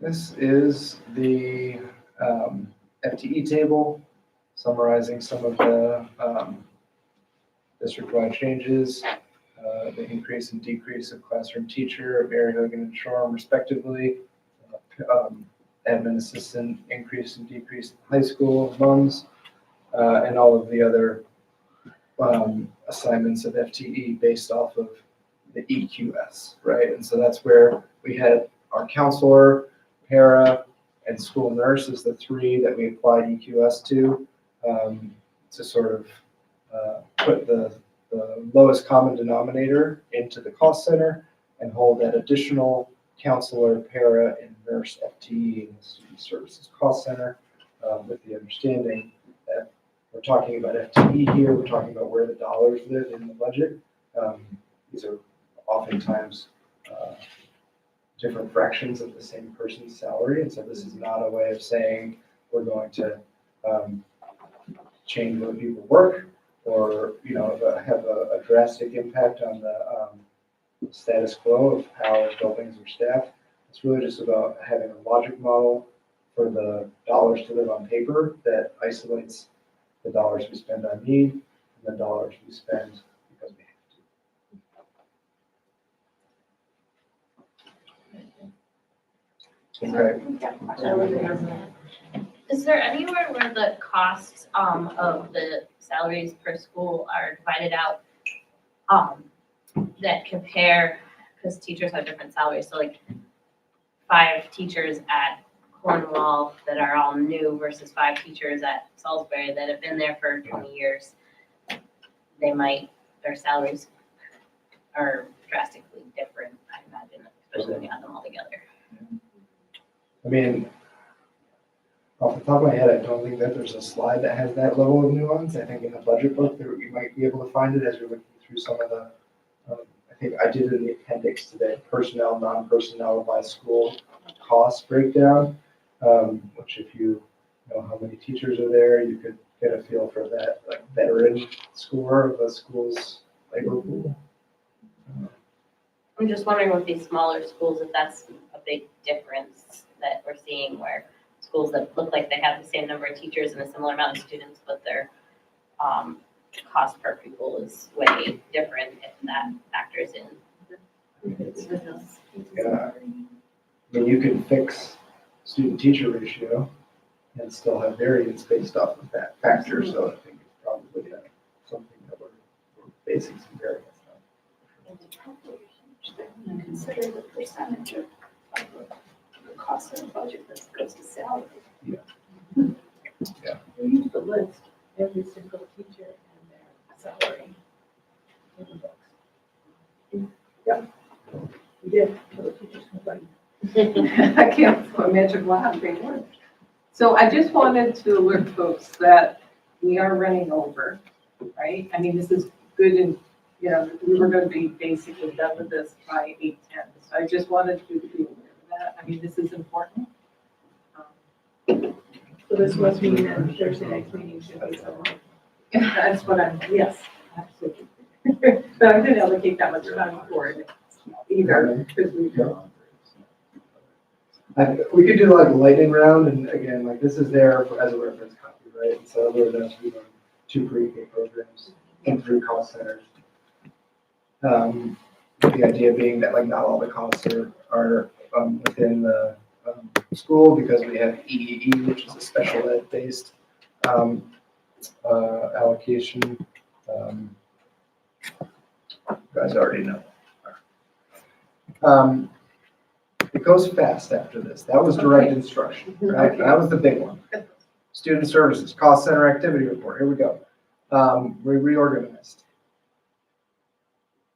We moved some student services expenses in from direct instruction. We see wage growth in effect. We see healthcare increase in effect. Again, buoyed by any kind of recalibration in those realms that we were able to do to offset increased costs. We brought our ESSER positions in here, and our WLC, so the 5.0 intervention prevention, 1 WLC coordinator. We have additional benefits costs. Reminder that we're also looking at some new revenue here from the census block grant. That helps. Here's another FTE chart, which again, for the sake of time, I'm gonna let it be a reference material. It kind of goes into the same level of detail as the one in general ed. What we were able to do here is break it out by K-12, K-5 and 6-12, just because data gets identifiable at some of the smaller levels here. So we try not to do it by school. District administration and the school board. We've got wage growth, healthcare increase, increase to our general insurance premium, increase to the contingency fund, several fee increases in the 10K range. All sum up to that 9% difference year to year. All right, sorry, I know we're doing fast. Can you just go back a bit? Or where are we? Occasionally, there's been some, discussion of like the the big number there, 2 million number. Yep. Can you give us more about what is in that? The budget book does. Yeah, I think we actually released an email that had all of that information, in, so I would probably send you there for the sake of time. But, you know, it does break down the whole cost center into the 4 or 5 major. There's a pie that Yeah. shows what, if you look at the budget book that he has here. Okay, It actually has a pie in there, okay. so you It's the can same, actually. same chart as the email. Yeah. That's the what? The email that we sent out. Okay. Okay, whatever. Okay. All right, while you're looking, we're gonna keep going. PD and curriculum, cost center, wage growth, healthcare. We added our 1.0 literacy coordinator from ESSER. Teacher stipends, so the money that we budget for additional MOU expenses for teachers outside of the contract needed to be increased because we were seeing usage exceed the budget. We did add 0.25 FTE of the Director of Teaching and Learning salary and benefits here, just to make sure that we kind of anchored the director's position, at least partially for this year in the cost center that they're administering. Also added the data manager position, which is a transfer from the high school to this cost center, because this is a position that's working closely with PD and curriculum. On the facilities front, the old wage growth and healthcare, there for your reference. We saw landscaping costs go through the roof, or not through the roof, but perennially over budget, and so we increased those accordingly. Trash and recycle got more expensive, and we were able to find some offsetting savings in the repair and maintenance pool to help buoy some of those increases. Utilities got a little bit more expensive, but we were able to trim substitutes based off of usage again. This is, to me, a good example of like a budget being properly calibrated this year so that it was able to self-level. This is a 1% difference against, intense drivers, but based off of, well-calibrated other lines, it was able to withstand those cost increases and come in at 1%. So that's good. Lindsay, I have a question. With the substitutes, I recall in Mary Hogan hiring like a full-time sub. How does that factor into the substitute usage? Is that person considered a substitute now, or because they're an FTE? Are we using fewer substitutes because we now have that type of position in place? So, do you know what I'm asking? Yeah, I mean, I think that like your question's a little different than what's happening here. This is like looking at what happened in FY23, what's maybe happening this year, insofar as we've got data that we can summarize to make a plan for what we're going to do next year. So just overall, we're using fewer substitutes? Well, some of them have gone down, some of them have gone up. So it's really just making sure that on a year-to-year basis, we do our best to guess what's going to happen next year. So an individual who's hired as a building-based substitute or full-time substitute, would that position be considered a substitute or like a school-based? Oh, I think there's confusion. Is this custodian? This is custodian. So this is just for substitute custodians? Yes, it's facility. Yeah. Yeah. Okay. Right. And tech, patient healthcare, can copier increase. We're able to trim $90,000 off the hardware portion of the budget. We do have that shared vehicle expense that previously mentioned. That brings that cost center in at 2% year to year. Transportation has a contracted 4.5% increase year to year. Going out for a bid this spring, probably, trying to align ourselves with other bidders. new agreement is providing cost offsetting fuel credits for the first time. So for the first time, we negotiated a contract that pays us back if diesel prices stay low. Previously, we were just paying surcharges when diesel prices were high. So we created a two-way street, which is giving us some savings. Career Center has a 14% increase. And this is reflected in the tuition that we're paying on behalf of our students. We sent 152 students to at least some Hannaford Career Center. That's 29% of our high school. The recent renovation, as well as some healthcare increases, were what they listed in their budget presentation as drivers. So this here. Universal pre-K, the tuition that we pay, revenue that we collect, tuition that we pay out to universal pre-K providers on behalf of resident pre-K students. That's going up a pretty typical 4%. That's the easiest one of all because we don't have any new debt planned and we are not seeing any debt obligations run out. We do have a Bridgeport project started in 2009, sunsetting in FY25, so the debt service will go down after this coming year. There are the other projects that are all on payment plans. Okay, reserve funds, last section. Here's a summary of what reserve funds are. We have two reserve funds now. We had a third, but we got rid of it last year. It was an HRA reserve. We're undergoing changes in our healthcare structure.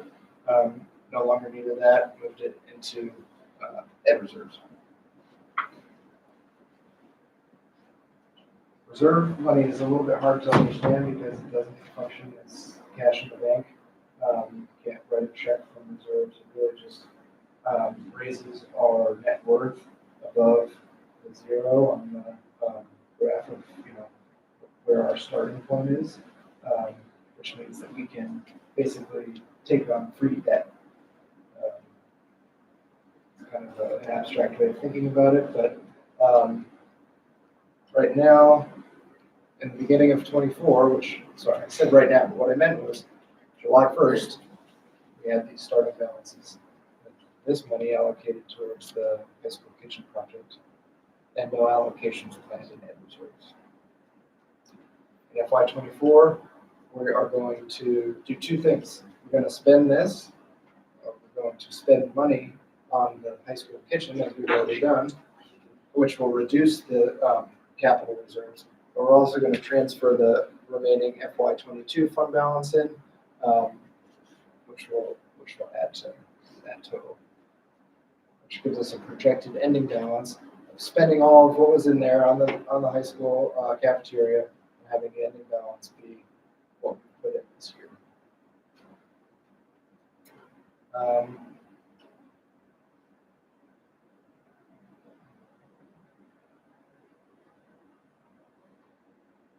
So we've got our preliminary total in from our auditor. This is the amount that you'll see on the memo to the board. That will hopefully be designated tonight to the capital reserves to continue funding that account so that we have capital there for when we need to start spending it on our buildings. And yeah, that's the last slide.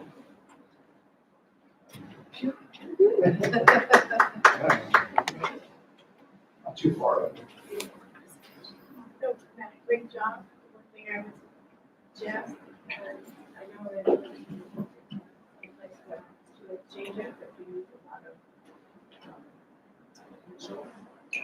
Not everybody will know what those are because they don't do education speak. Acronyms. So if there's any way to. Always good. Do you have an acronym in like guide or something? Long-term weighted average daily membership just doesn't roll off the tongue. No, but I mean, it's easier when people, if they have something. So. I generally try to at least in the body of the work define it once if it's going to be acronym later on, so that first time you see it as an acronym, you also see it in its full version. But I'll give it a let's see if we can.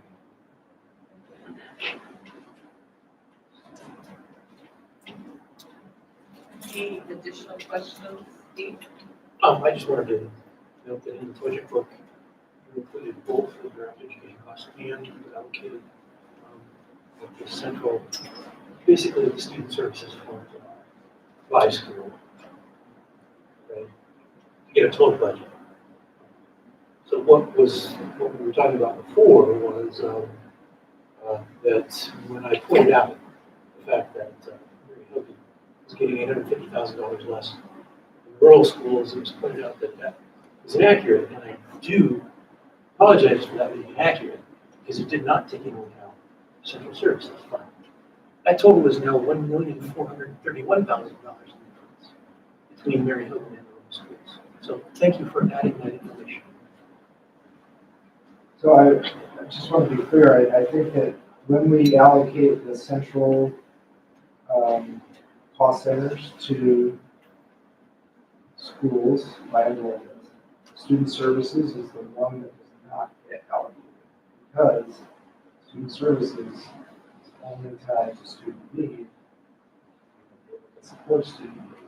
And so when we're looking at that operational cost profile of each school building, student services and the district contingency are the two parts of the total budget that are not represented there because it's in the case of contingency, it's really a fund that exists outside of normal and who wants the operating profile to show up. Argue that one either way, and it probably would make a difference prorated across all students. But student services is, it's a substantial cost center, and I think really important to understand that there's no way to put need into the enrollment calculation and not wind up with a result that does not give you clean, clear, concise information of the picture of the school or the other side of it, how they allocate student services. So it's those two things are like oil and water. So make sure that they stay separate for the sake of being able to independently have these independent allocation machines, right? We allocate to school cost centers based off of enrollment and building costs. We allocate student services based on the student need and so those are really two different ones.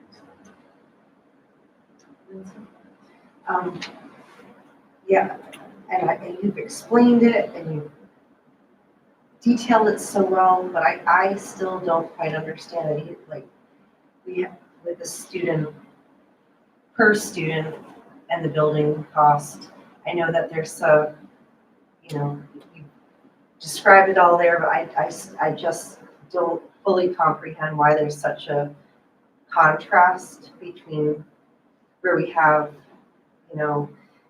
4 schools in the 12,000 range and,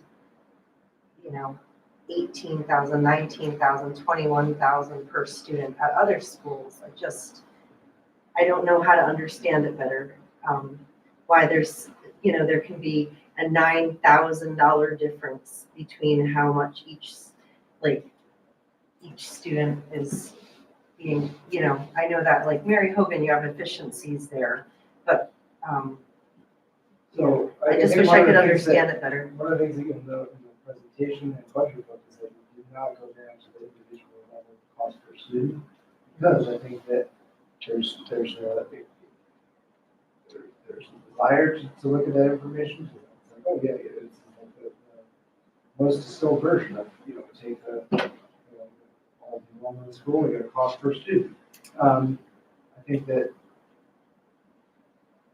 especially at the small schools, it can be really difficult to prorate all the way down to a single student because of what a difference small changes in enrollment can make. Whereas you see a lot more insulation in a bigger population of students. Well, this is small and, Shoreham, Weybridge, Cornwall and Mary Hogan are all under 13. Mums is 13. So there's small and the larger schools. Mums is right there at 16, and then you have Salisbury at 19 plus, Ripton almost 19, Bridport almost 22. So I'm just, I'm listening and I'm looking at what you're showing me, and am I the only one who? But I sort of think, Lindsay, what Ellie brought up earlier might be part of it. I mean, I'm sure it's like a dozen things that you'd have to pull out, but Yeah, different personnel costs that you can't just see by number. yeah, Might be part of it, different building costs that you can't see by number, right? Some of those buildings might just need more. I mean, I can imagine, it's a really good question, and I think it's worth understanding, but I also hear Matt, when you say that, like, it gets so, when you're talking about 36, 49, 75 kids, Mhm. you change those numbers by 5, or 10, and suddenly your per pupil thing will just shift dramatically. But I don't know, I think what Worry Ellie too, brought it's up. like, administrator to student ratio has a drastic impact. And, you have a 0.5 or 0.6 principal relative to a small enrollment versus a 1.0 principal relative to a small enrollment. That's gonna make a difference. How much crossover you have between an admin assist and a para position makes a difference, right? Do your admin assist function as an additional 0.5 or 0.4 FTE of para, and therefore offset costs that would be otherwise needed in that realm. Like, there's all this sort of multi-factor calculus that goes into it. It really does get down to the nitty-gritty of how each principal runs their school, and optimizes the costs of doing so. But also, like, enrollment is the biggest driver, right? Like, we looked at this the other day, and I think it might have been way Bridger. There was a substantial difference in the per pupil dollar amount that those two schools. What's going on here? And yeah, it's over it $6,000. was like we had continuity in administrator, right? Like 2 part-time administrators. The teachers were the same, 3 classroom instructors were. And really the only variable that we're seeing here was enrollment being off by like 10 students, and substantial impact on per student cost because of that slight difference in enrollment. Or you wouldn't have anywhere near that impact if you had 10 students at variance at a larger school. If there's an opportunity to tease it out a little bit, I feel like these numbers could be deceiving when we're looking at trying to cut like $4 million from the budget, like, oh, Bridport, how can we reduce the cost by $8,000 per student? Or, I don't know, at some point, if it's money for me, I could see people trying to stand on these numbers in the wrong way, when it comes to equity. Okay, Ellie? I was just thinking about, the health insurance costs too. Do we have a way where we see those? Because I imagine if we have 5 teachers at one school that are all on a family plan, and we have 5 teachers at another school that are all on their spouse's plan and don't utilize it, that could be the difference of $3,000 a student right there. That was a huge variance. So that would also be reflected in the personnel costs per school. It's not broken out. Oh, I can't remember the page of the budget book right now, but I think there might be a healthcare breakout at some point, but maybe not. I guess, I appreciate Lindsay's point of, looking at the resource distribution across our district, but I do think, and obviously this is a transition year for us. This is a bridge budget. I don't think it's necessarily the right time to really pull apart the configuration, but I do think moving forward, we have to really be looking at what are our students at each of these places, in each of these communities getting? Are each of our students getting equal access to educational services and opportunities? And we should be looking at, how can we structure a budget to ensure, equitable access across that. When I look at our budget and how things are, kind of laid out, and we can nickel and dime about how much per student at this place versus that place, but, you know, the bottom line is, if our budget is a reflection of our values, our current budget, the way we currently structure our budget, we value location and geography over everything else. That's just how it's been done in the past, and that continues to be reflected in our budget. And moving forward, maybe that's a conversation our community wants to have or doesn't want to have, but that I think is for, you know, FY '26, FY '27, FY '28. And I think, you know, if we're just looking at how much is spent per kid when, you know, somebody's healthcare needs for their family is impacting that. That's just, I feel like we're not directing our attention to exactly the right question in that way. I think we need to pull out and have broader questions about our students' opportunities and things. So that's what I would say for that. And I think what's good is the work that we have now. We have FTE, right? And to me, that's really where we should be focused, is on FTE, because, you know, when you look at it, you do a sanity test looking at it, it doesn't really look like, oh my gosh, this is way out of line. You can see how those numbers of FTE, proportions of FTE are reasonable. And there's so many variables that come into play when you look at the dollars at each school, you know, that to explain the apples and the oranges and make sure that they're all grapefruits or whatever, you know, it's really difficult. What I noticed, I've been kind of looking at other budget books, kind of the level of detail in them, and I haven't come across a budget book yet that actually breaks it down into individual schools anymore. They've actually rolled it out. It's not that at a time that the board shouldn't be looking at that data, but for a budget book, I think it's getting to the point where so much is moved out of there that in the future we should really consider, what do we put in the budget book on an individual school basis? You know, like CVU, they don't, Rutland doesn't. That was one of the reasons when we consolidated, the people were always, I mean, Bridgeport, I'll use Bridgeport, they will always say, exactly what is spent for every single student in Bridgeport. You can't inspect for students. You can't. Because Exactly. we have so many combined services, and if you want to go the other way, that's gonna be spending months trying to disentangle everything. And it's not gonna be right It's not anyway. worth it. So, Or can it be accurate? And so I think it's coming to a time when we need to take maybe a page from other folks' budget books who don't do that anymore. Because it's really a consolidated budget. And it's really hard to, you know, you could look at FTE, you could look at certain things. Go ahead. Well, I think, I mean, we certainly don't want to remove accountability, right? Yeah. So there needs to be some balance, so that you're looking to see that, you know, the budget is being spent appropriately, Yeah. distributed appropriately.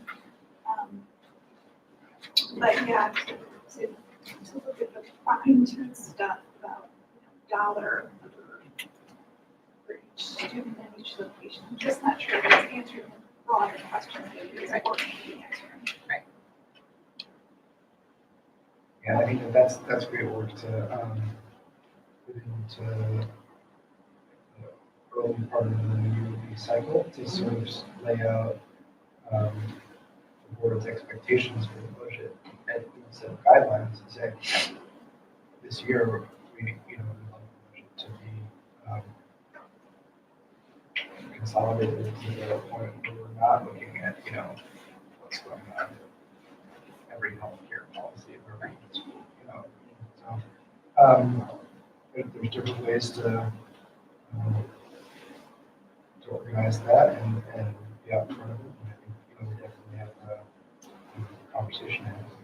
And in this version, it's less than we've ever done, that level. Because we moved a lot of that out of there, right?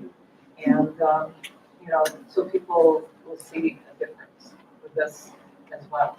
By the same token, I think it's important to understand at each school what's going on in terms of, Yeah. like, it's a skinny budget because it's the floor and here's, you know, Yeah. how we sort of set everything up to receive the implementation framework as it comes up. Yes, You know, I just want to highlight the exercise of going through each individual and getting into those details is really important because the recalibration of shared service of the, you know, the centralized cost for each school was important to see, and it was important for that to happen in this budget.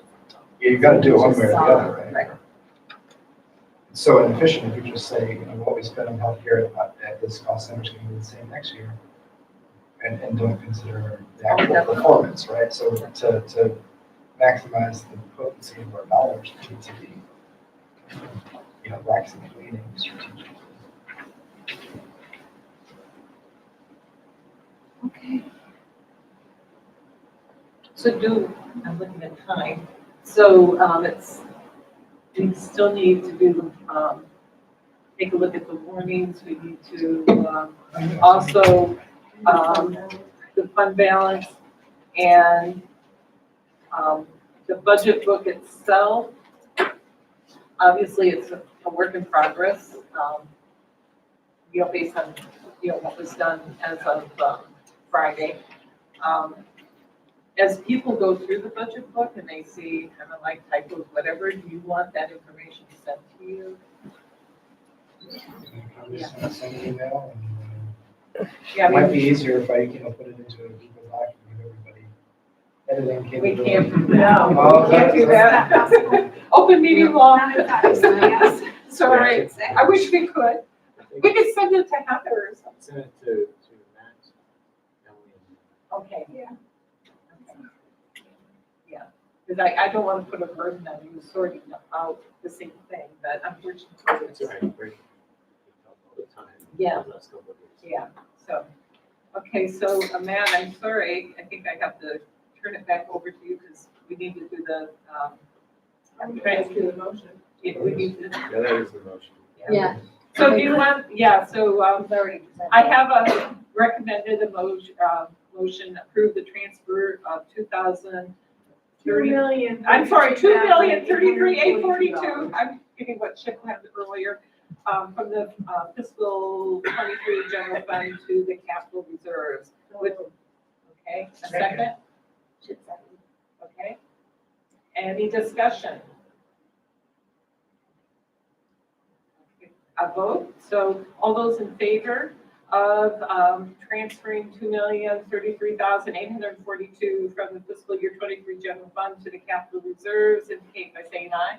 Aye. Opposed? Abstentions? It passed. Thank you.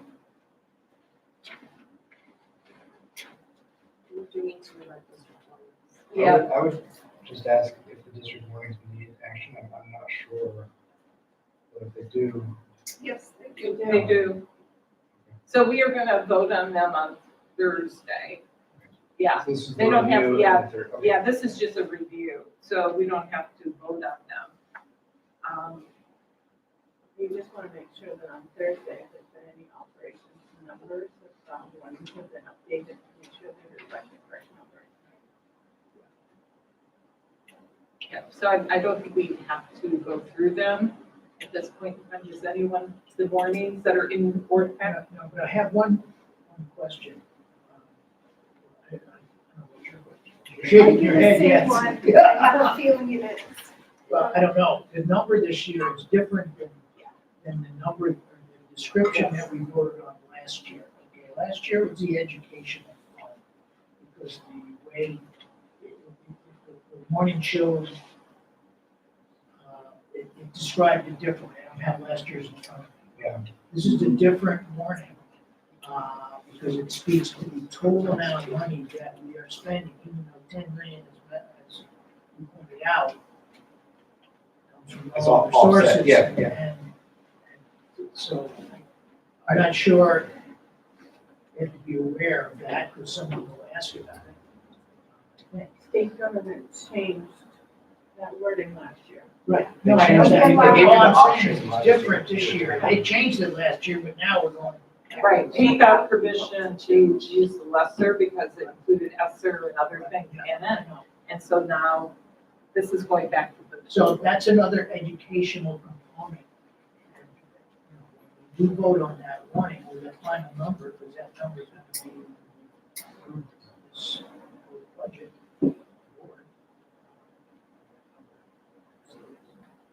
Yeah, by cutting ESSER out of the warning last year, um, we were able to more clearly show the actual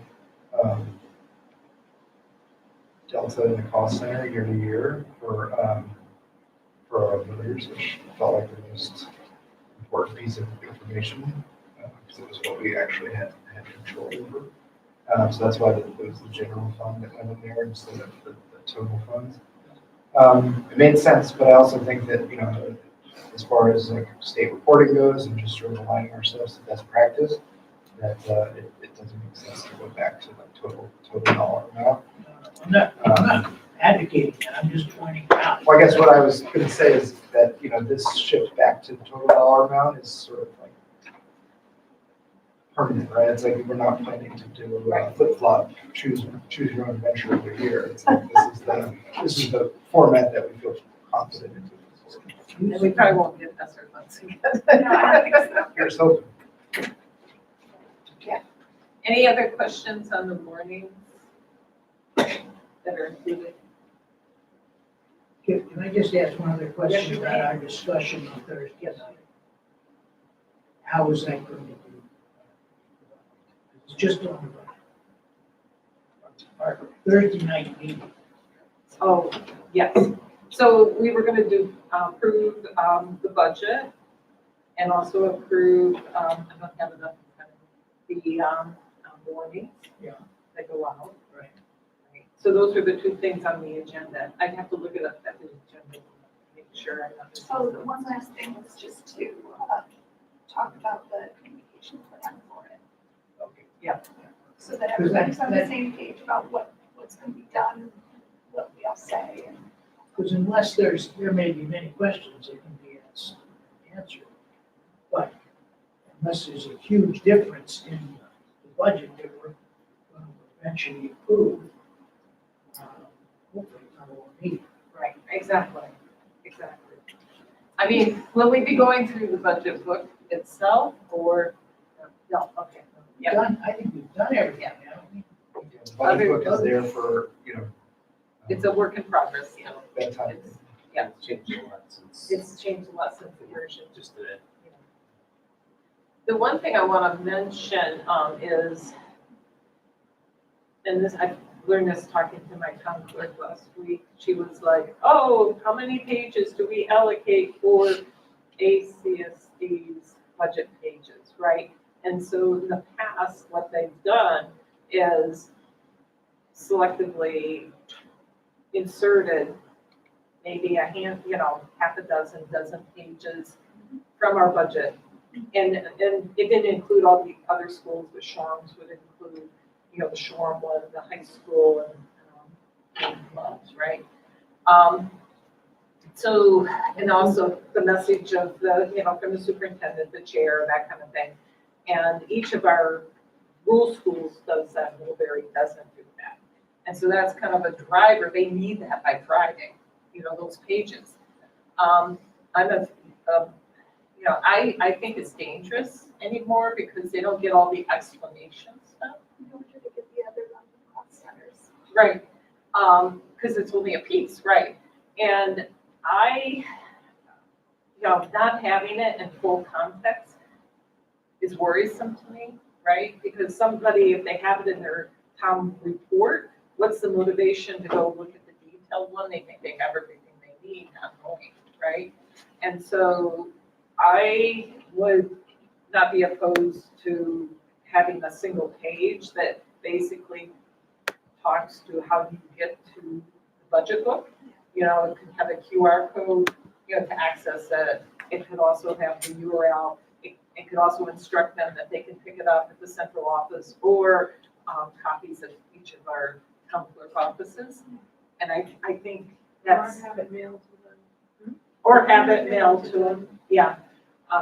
Because it really is worrisome because there's so much explanation that Matt has provided from an education perspective that I would really like it to be all together. Mary Heather? I 100% agree.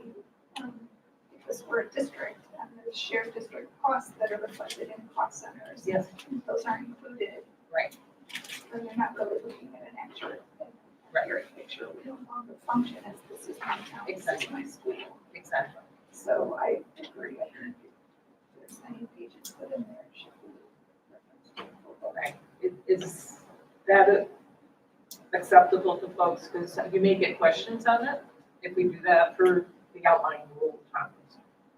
So it'd be different than what's there today. If you look at last year's town report, it has detailed information. In this case, I'm proposing we just have like a single page that, tells them how to get access to the ACSD budget book. That'd be great. Just Joanna? I guess I would like to see the message from the superintendent and maybe the message from the board chair as part of it.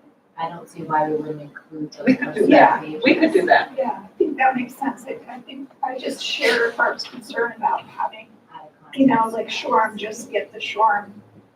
And the elementary high school and the high moms. school Yeah. And moms and think that that's, They would get the overall total, but folks need to look at student services, cost center stuff, but they need to have that in front of them.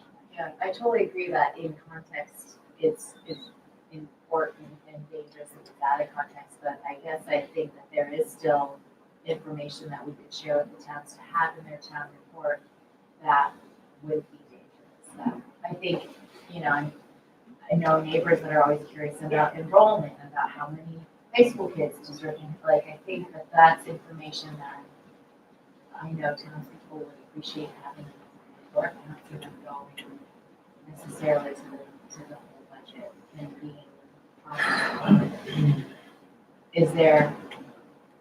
Yeah, so I guess I would look to be thoughtful. at the same token, is it? I'm thinking out loud here. Dissecting the book, I'm not sure if it's a late moment and having something done by Friday, I don't think is really realistic. And they didn't necessarily have all that. They would have it maybe for their school and for the high school of months, but they weren't looking at it. At least when I looked at Shorehams, it wasn't looking at it holistically across the district. I think what was included, if I'm remembering correctly, there's sort of the equalized pupil rate, and then CLA was part of it, and that calculation was part of it. Yeah, that was always in there. Yeah. But now the whole equalized pupil has changed, how that's weighted. And so you need now the explanation that talks about, well, why is the number, 25 or 2478, and it was 1701 last year. So all that requires explanation. So I think rather, go ahead. Maybe what needs to be included is an explanation of Act 127, that things change. That they really need to ask for a copy of the book, and if they cannot make it to the library, or they cannot use a computer, or they can't get to their town post office, we can use the phone and we'll email to them. But I think that putting something in there to say that this is way too complicated, we're not taking these pages out just to save a tree. But because things are really, really, really complicated, and we want you to have the whole picture. I think you have to be honest with them and not just remove I agree. all of that information I agree. and just put into letters. Right. Yes, Lindsay. We don't have that in board pack yet, the Thursday meeting, or we need it to be, warned and It was supposed to be more. It is. The budget. It's not in board pack, and I don't see it anywhere else. I'll check with the budget book is. Right. No, the But meeting- The budget book is, Oh. the meeting needs to be warned and it needs to I be will in board watch pack. that first thing in the morning. Negotiations is in there, but not, Okay. Oh, that was deliberate. So that it was basically pending what happened tonight. And so it'll be more tomorrow morning. okay. So if we take Suzanne's suggestion, or is folks agreeable to that? You know, to basically give the towns some information they can put in there, a little bit more explanation why this is complex, and you know, here's how you get the full book, and the different ways you can go about I would it. make sure that there are some sitting in conflict. I agree, I totally agree. Yeah, we can print, 20 of them. I think that what we did last year was we brought 20 or so to the annual meeting, put them on a folding table, so if members of the public wanted a paper copy while they were there, they had it. We also put a QR code with a link to it for people who were into that. And I think 0 paper copies got picked up. Yeah. Which meant that we had 20 copies to distribute across the district. See, I picked mine up, so there was one that went because I did paper copy. But I do know in Bridgeport that they will take paper copies. Yes. And then Sean, people who take paper copies. Okay, so moving on, because we're not done yet. I'm going to move to report of the chair. I only have just a couple things to mention. First of all, ACSD appoints a community member to serve on the Hannaford Career Center Board, which is different than, you know, a board member serving. It's an at-large. It's an at-large position. It's an at-large position. And Nick Costin has been there for 6 years, and he has decided that he doesn't want to continue. So what we need to do as a board is nominate a community member. So I just asked. Community members write to us and say they would like to serve. It's up to us to interview and to determine who we want. Okay, We don't nominate. okay, so We fine. only approve. That's what Costin told me. So I'm sorry. No. So They wrote a letter 6 years ago. Okay, so he said, okay, so then we don't have any action. So do we need to announce that we're looking for someone? Yeah.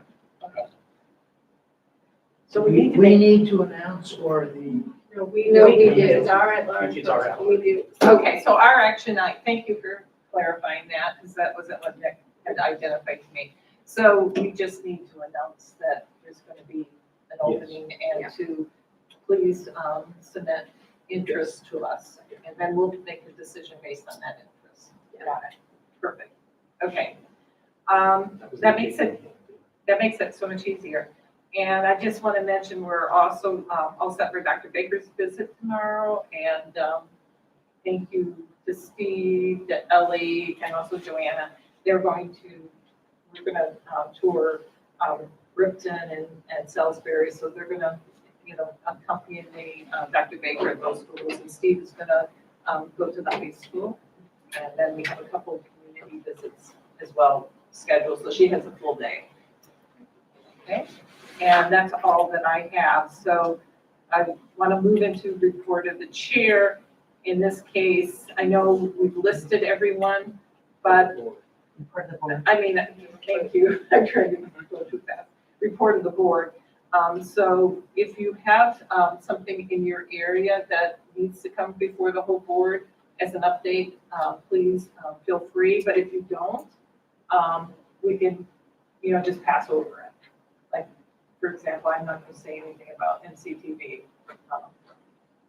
So does anyone have any committee update that's important to bring before the board? Jason? The facility committee met this morning and we got a petition from Bruce McIntyre with a mid-year report on repairs and maintenance at facilities. And I think it's appropriate for the whole board to be exposed to that at a future meeting. So I'll be sending that. Perfect. Okay. Very good for that. Policy met this afternoon, and we have C9, the laws policy that came down from the federal government, from the state government, and DOE, that we have to have in place by the end of the year. It came to us with, because Laura Nugent formed the committee and did somewhat on it for us. And through our lengthy conversations, today, we sent it back to Laura and her committee to go over. Some of you get key ring a little early. We're gonna start to browse through E20, the community use of school facilities, which is another hot button topic that we will continue working on. And E20, there was some snafus and the way it printed out. So we've got some work to do, and we put one off that was a combination of two finance policies that we put off until the budget. We didn't have to deal with understanding budget changes and budget at the same time. So.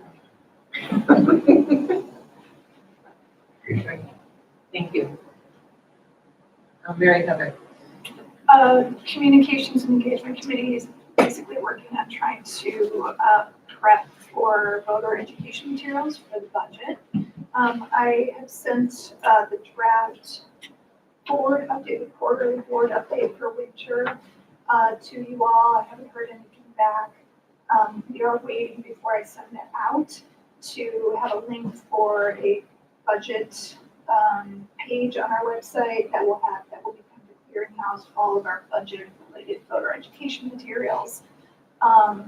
Also, we have to figure out whether we're going to do a webinar or some kind of meeting in between now and our actual annual meeting with the formal presentation of the budget.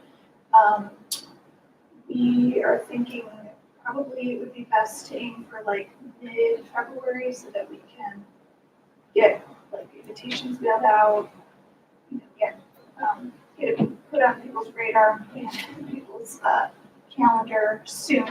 And we talked about perhaps doing like a recording of the webinar and have like a very basic presentation and then just take people's questions. What else? Let's see. We are meeting Wednesday, so we can start working on like a one-page summary document that has just kind of our most critical information, talking points that we might also be able to circulate on Front Porch Forum, perhaps put in an Abby Indy ad. And then the other idea that was discussed was taking the FAQs document that the Finance Committee has started and seeing if we can turn that into like recorded interviews, much like was done with last year with school board candidates, and see if maybe our students or student reps would be willing to just read, the FAQs and have a board member, then probably our, answer with some prepared responses, just so it's another medium for people to access the questions about the budget. And again, all of this would be available, posted on our board page, or our FY25 budget page on our board website. So the main sort of thing that's still hanging out there is a webinar or some kind of extra engagement where we have an opportunity for folks to get into a conversation. So Barb and I had talked about the possibility of 15th of February. Because people are going to be on the week of the 18th. Yeah, we're worried about having anything during that break. We don't want to have it too early in Feb because obviously we're still buttoning things up. So mid-Feb seemed like the best time to do something. And that's where we're at. So I don't know if anyone from the Finance Committee wants to chime in on the status of FAQ. I am still working on taking what Matt gave us and trying to refine them down while maintaining accuracy. So I'll talk to you right now. Okay. I work good with deadlines. Okay. Like, let's talk about when you need that and then make sure everyone on the committee is ASAP. Yeah. Well, our meeting's on Wednesday, Yeah. so. Yeah, Wednesday, Friday. Yeah, I mean, because Matt filled in everything and now it's like just trying to simplify it without losing the essential information. Right. Yeah. Yeah. And I'm sure once it gets over to our hands, like Emily will want to refine it even more. Yep, right. And one thought I had was to do like an ABPM flyer and maybe not have that webinar more a Q&A kind of thing.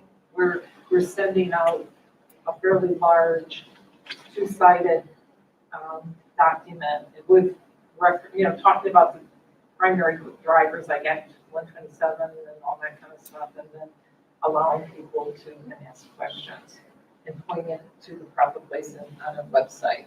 So that's one option, since we have to send out the warning anyway. I noticed that Slate, I think, did something like that. And an example of one that kind of interesting. Yeah, because it's such a short period of time. And We don't have a lot of time. We to don't get have a this lot of done. time and what we can put it in. Trying to simplify all this too much, I think, is also dangerous, honestly. Just as we had discussion about town reports. So I think you have to be careful with some of that, these one-page or two-page type things.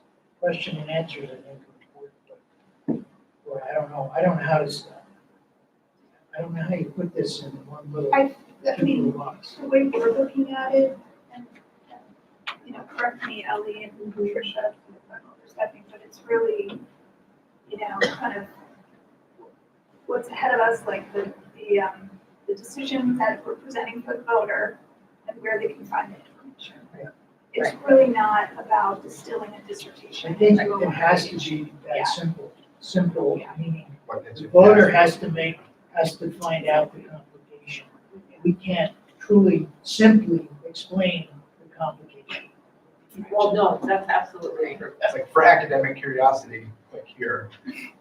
Right. Well, but we also are making a point, it's out there. We've said all along that by and large, most people do not collect data before they vote, they collect for something, in mind for something else. What is their tax gonna be?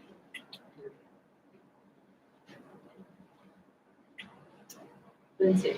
I don't know if we're moving on yet, but I do have an update for the Parks and Rec when we are done with this.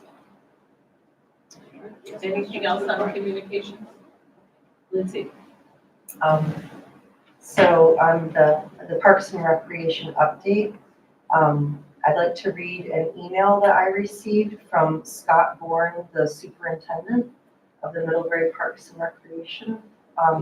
And I can email this to you, Mary Heather, for our minutes afterward. So he sent this to me on January 17th. Good morning, Lindsay. Thank you for writing. A Parks and Recreation Advisory Board meeting will happen when basketball season is over, which is currently slated for the end of the third week of February. All our time during this time of year is all about basketball, as you are aware. In addition, our whole meeting space is currently being used not only for 17 different gymnastics classes, 6 days a week, but also to store all of the equipment when classes are not in session. Therefore, at the moment, we don't even have a viable space to hold a meeting. So that was in response to me asking, when are we gonna have a meeting? And some updates he wanted to share. We are fully staffed for the first time in a while with the addition of Amber Power, our longtime summer camp director, filling my old position as program coordinator. Brian Keel, I'm sorry, I don't know how to pronounce that last name, Keel, also filled our elusive full-time maintenance position. He brings a seemingly endless supply of institutional knowledge and has been a big hit with everyone from coworkers, the public at large, and to the kids in our programs. His main goal has been catching up on the many projects that went by the wayside when the position went unfilled for about a year. His main focus has been to redesign and the interior of the rec center to be more welcoming to the community and not just a place to play basketball. He has completed this with wonderful results. Basketball season, which has the largest number of registrants that we have ever had, about 110 players from K to 6, occupies most of our time this year. When the season ends, it will be to gear up for summer. A large group of our Camp Cucamonga counselors who have been with us for up to 6 years and entering their senior year in college have decided to spend their summers looking for internships related to their academic studies. We are looking to staff both camp and lifeguards, a big task. Our other focus is to give the pool house and the pool itself major upgrades. I am absolutely loving my position as superintendent and take great pride in being able to provide even more of a service to our amazing community. Smiley face. Stop board. Thank you. I'll send this to you. Okay, anything else? Finance says nothing. Nothing, nothing. Okay, and, is there something that you, CPAC met, last week, and they now have a really, they've added an early LA loan rep to their bylaws. They are planning on meeting currently the third Wednesday of February, and that will be on February 13th. And then they're planning a neurodiversity week in March. Neurodiversity on the calendar is March 18th. So we're hoping to do some activities and then systems around basketball and such. One of those weeks from the what was the 13th, is Dr. Baker's going to be back? that'll be their CPAC. Would that be something that she would want to, I mean, or that it would be appropriate that I tell her? Yeah, Anyone. yeah. I can mention it. Okay, okay. But she'll be here on the 13th. Next on the agenda is public comment on any topic. And so, no, okay. Okay, so then, is anyone on Zoom? Thank you. No, I don't think so. That's my husband on the bottom. Okay. Okay, so then, moving to adjournment. Would I have a motion? A second? Okay, thank you, guys. Phew, sorry.